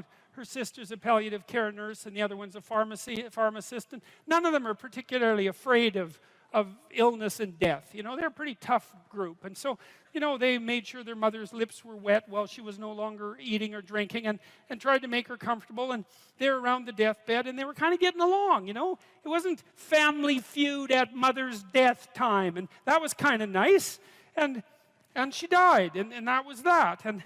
But it wasn't just that, because the fact that the family had coped with it well and nobly and honorably, I would say, brought them together. They were closer afterwards than they were before. And they all had more respect for their father. And then in the old folks' home, he met another woman who had a husband there who had Alzheimer's, and they got to know each other, you know, and he died after a while, and she died after a while, and then a few months later they started going out, and then eventually they had a relationship, and now they live together. And so he gained something. Like, it wasn't that he replaced what he lost, you know what I mean? Because he still has pictures of his wife up in his house, and she was the love of his life, and that's not going away. But, you know, his family respected him more, and everybody pulled together more, and it wasn't hell at the deathbed, it was just tragedy, and the family pulled together more. And that was a good example of how you can extract at least a certain amount of light out of what's dark, even at a personal level. And it's worth asking yourself. It's like, drop what you're doing that's foolish, that you know is foolish, and pick an aim that's worthwhile, you know, to make things better for yourself, like you're worth taking care of, like you're worth something, you know, and to surround yourself with people who believe the same and who are rejoicing in your accomplishments and unhappy when you fail, right? And you're comparing yourself to your accomplishments of yesterday and not to someone else's today, so that you're not jealous and bitter. And you put your own house in order so that you're not cursing the world when some of its disarray might be your fault. And you're trying to pursue something meaningful, and you're doing your best to tell the truth, and all of that. And then you see what happens.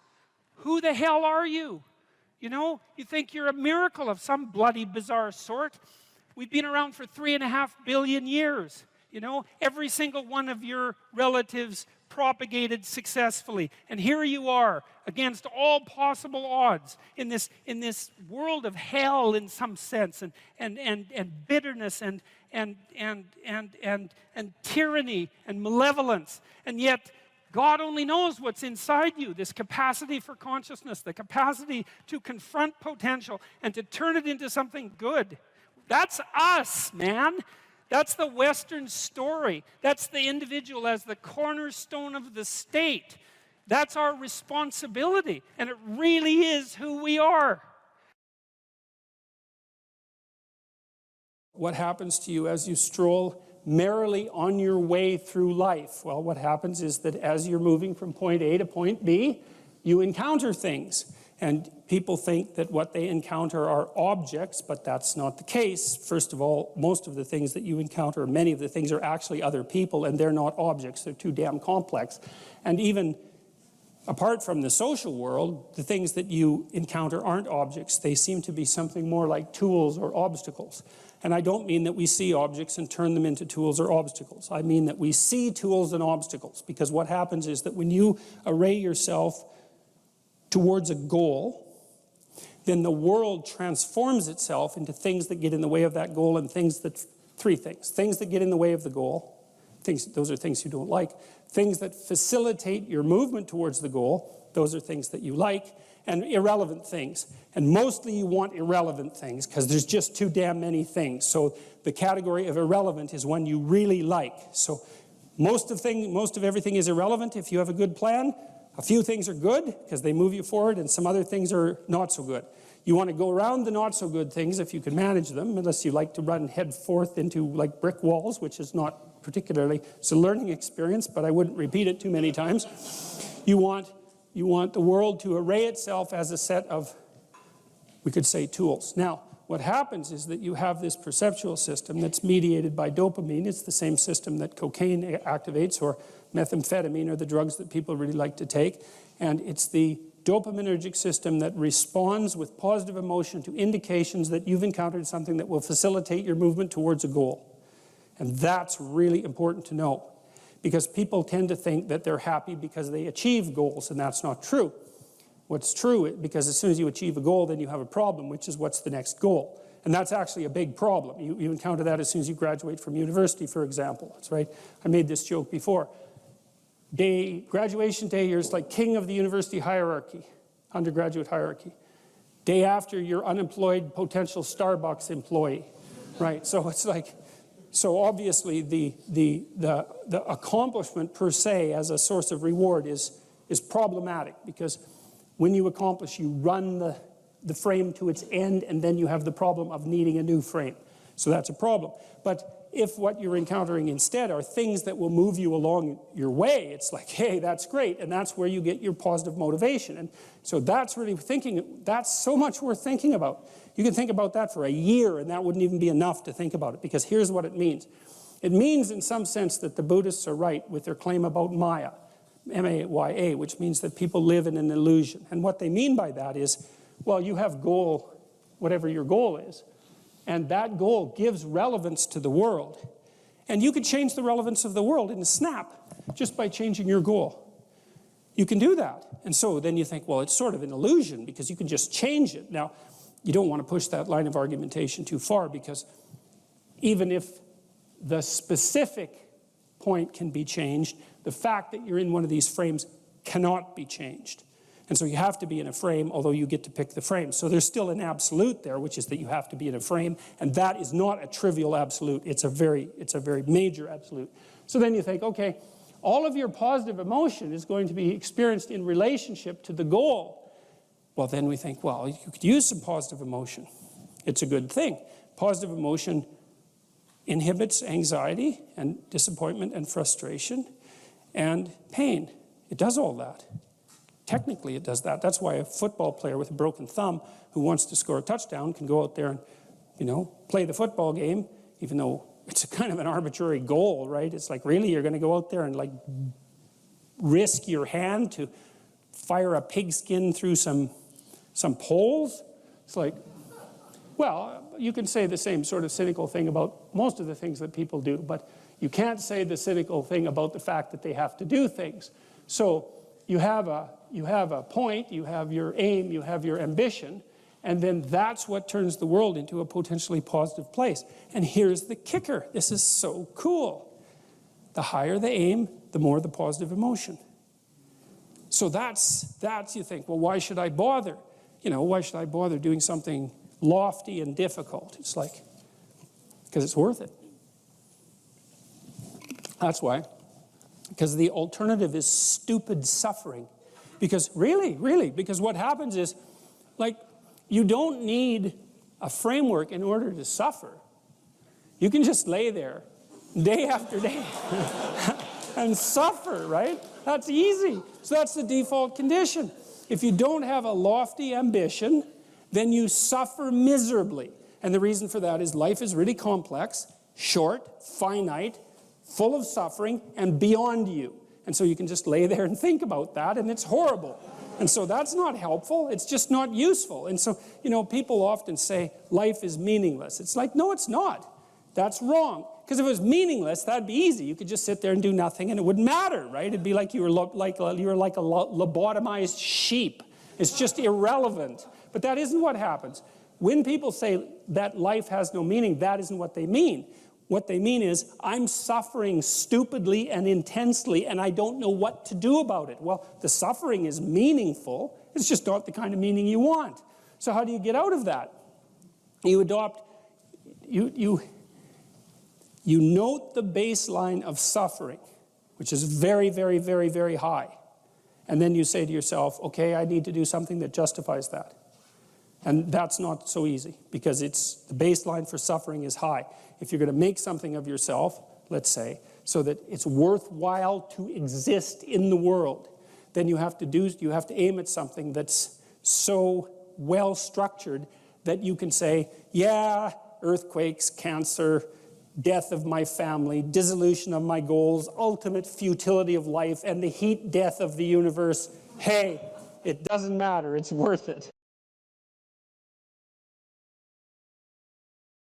There's always people out there who are doing far better than you on pretty much anything you want to imagine.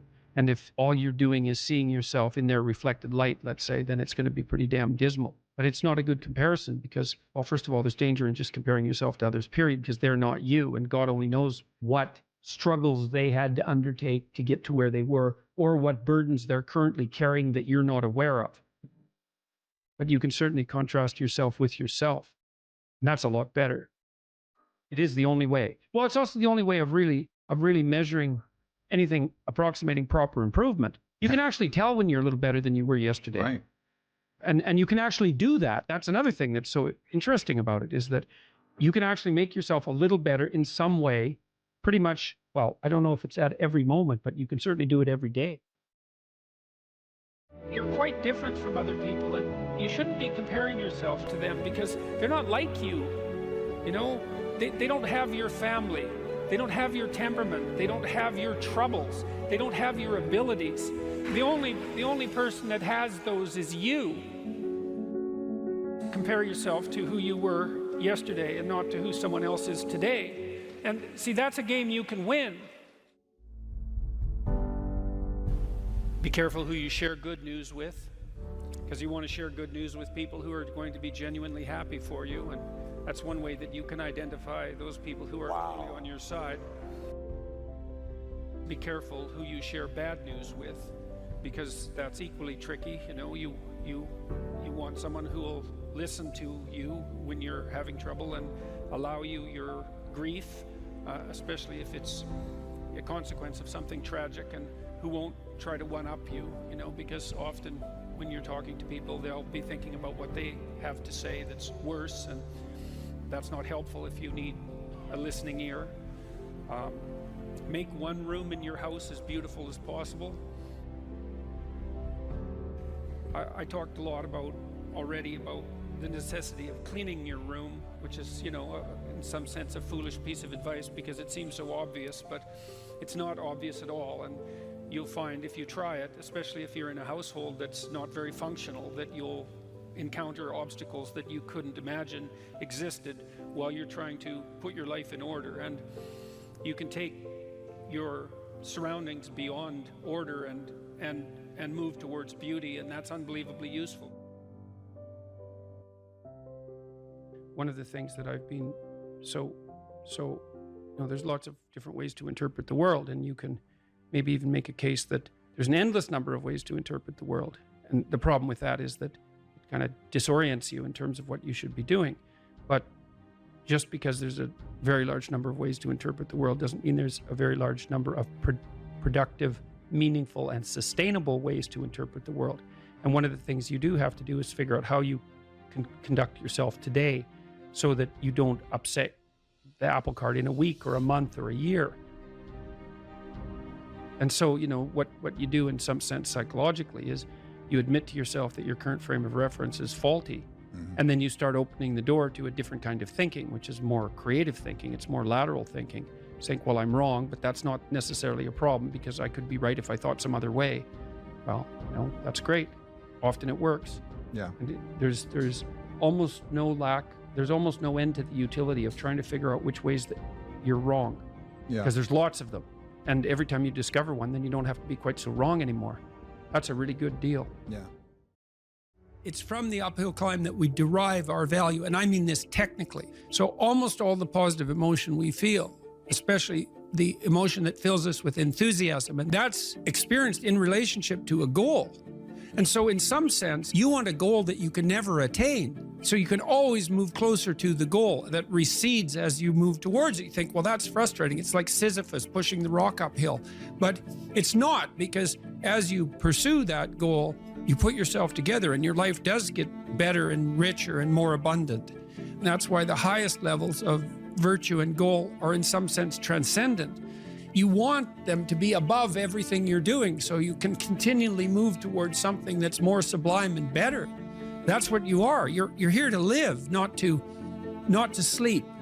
And the problem with the vision of Mai Tais on the beach is that, well, first of all, that's a vision of drug-induced unconsciousness. Second, it's only going to work for about a week. Third, you're going to be a laughingstock in a month and depressed and aimless and goalless.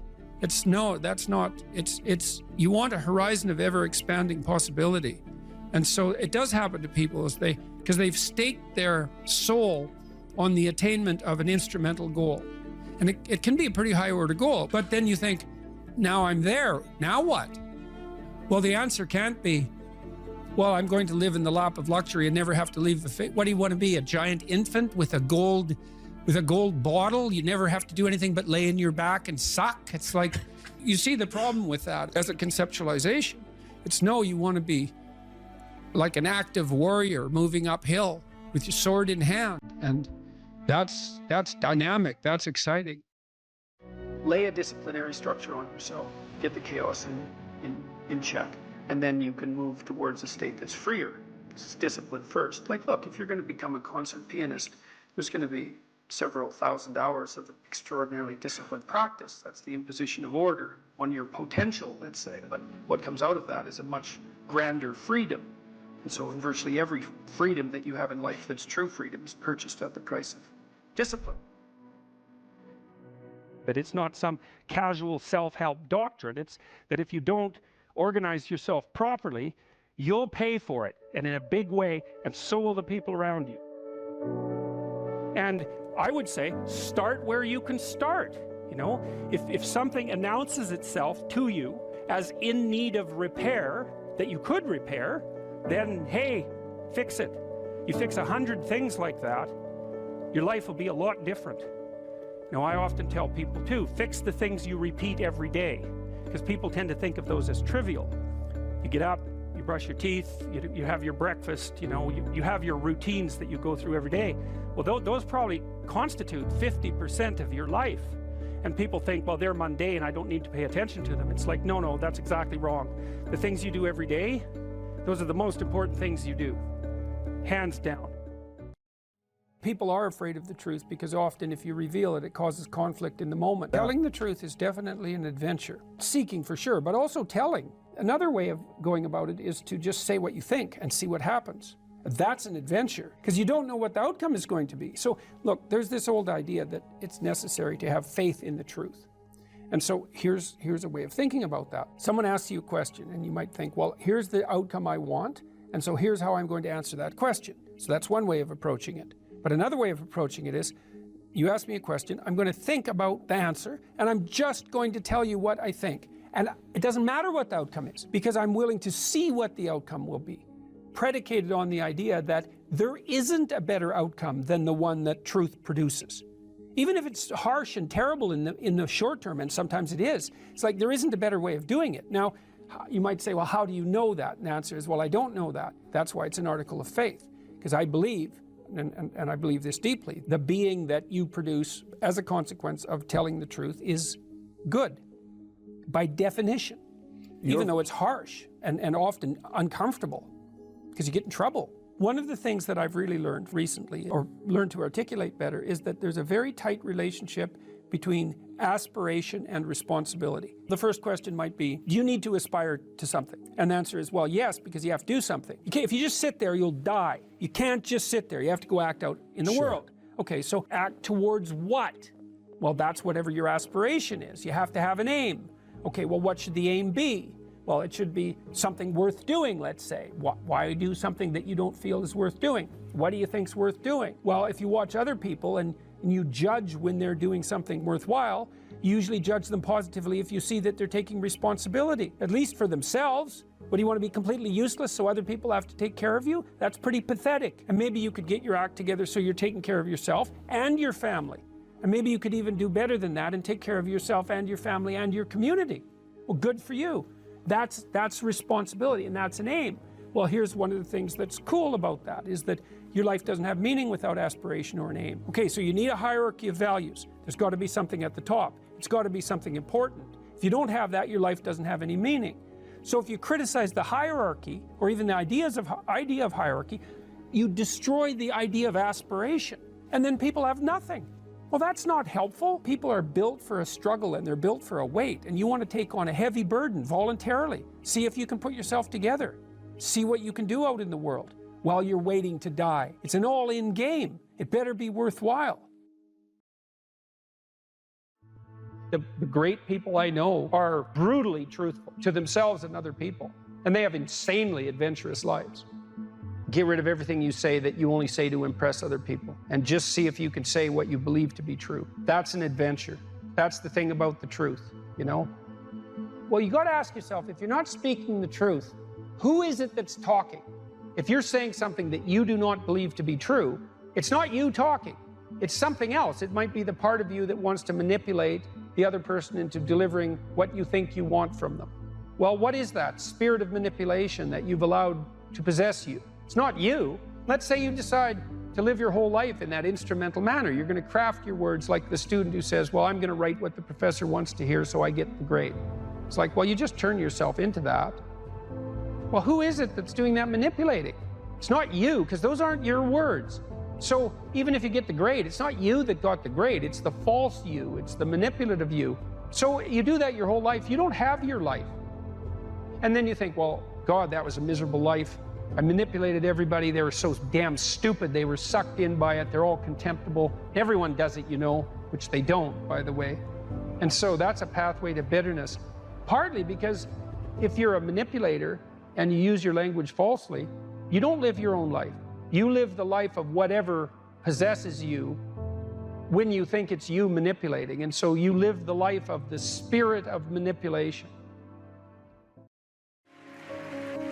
You know, maybe you're in California, see someone speeding down the road in a convertible Porsche, and you think, oh man, what a lucky bastard. And the truth of the matter is that he's thinking about wrapping his expensive sports car around the next cement pillar that he comes close to. You know, you can't tell. And people have hard lives, and even people who are comparatively fortunate have hard lives. And the ideal that you're observing that makes you jealous and resentful is in large part an illusion that's created by your own mind. You have to be careful of what you're jealous of, because you don't really know what it is. And then the other thing that's kind of useful is to understand you're quite different from other people, and you shouldn't be comparing yourself to them, because they're not like you. They don't have your family. They don't have your temperament. They don't have your troubles. They don't have your abilities. The only person that has those is you.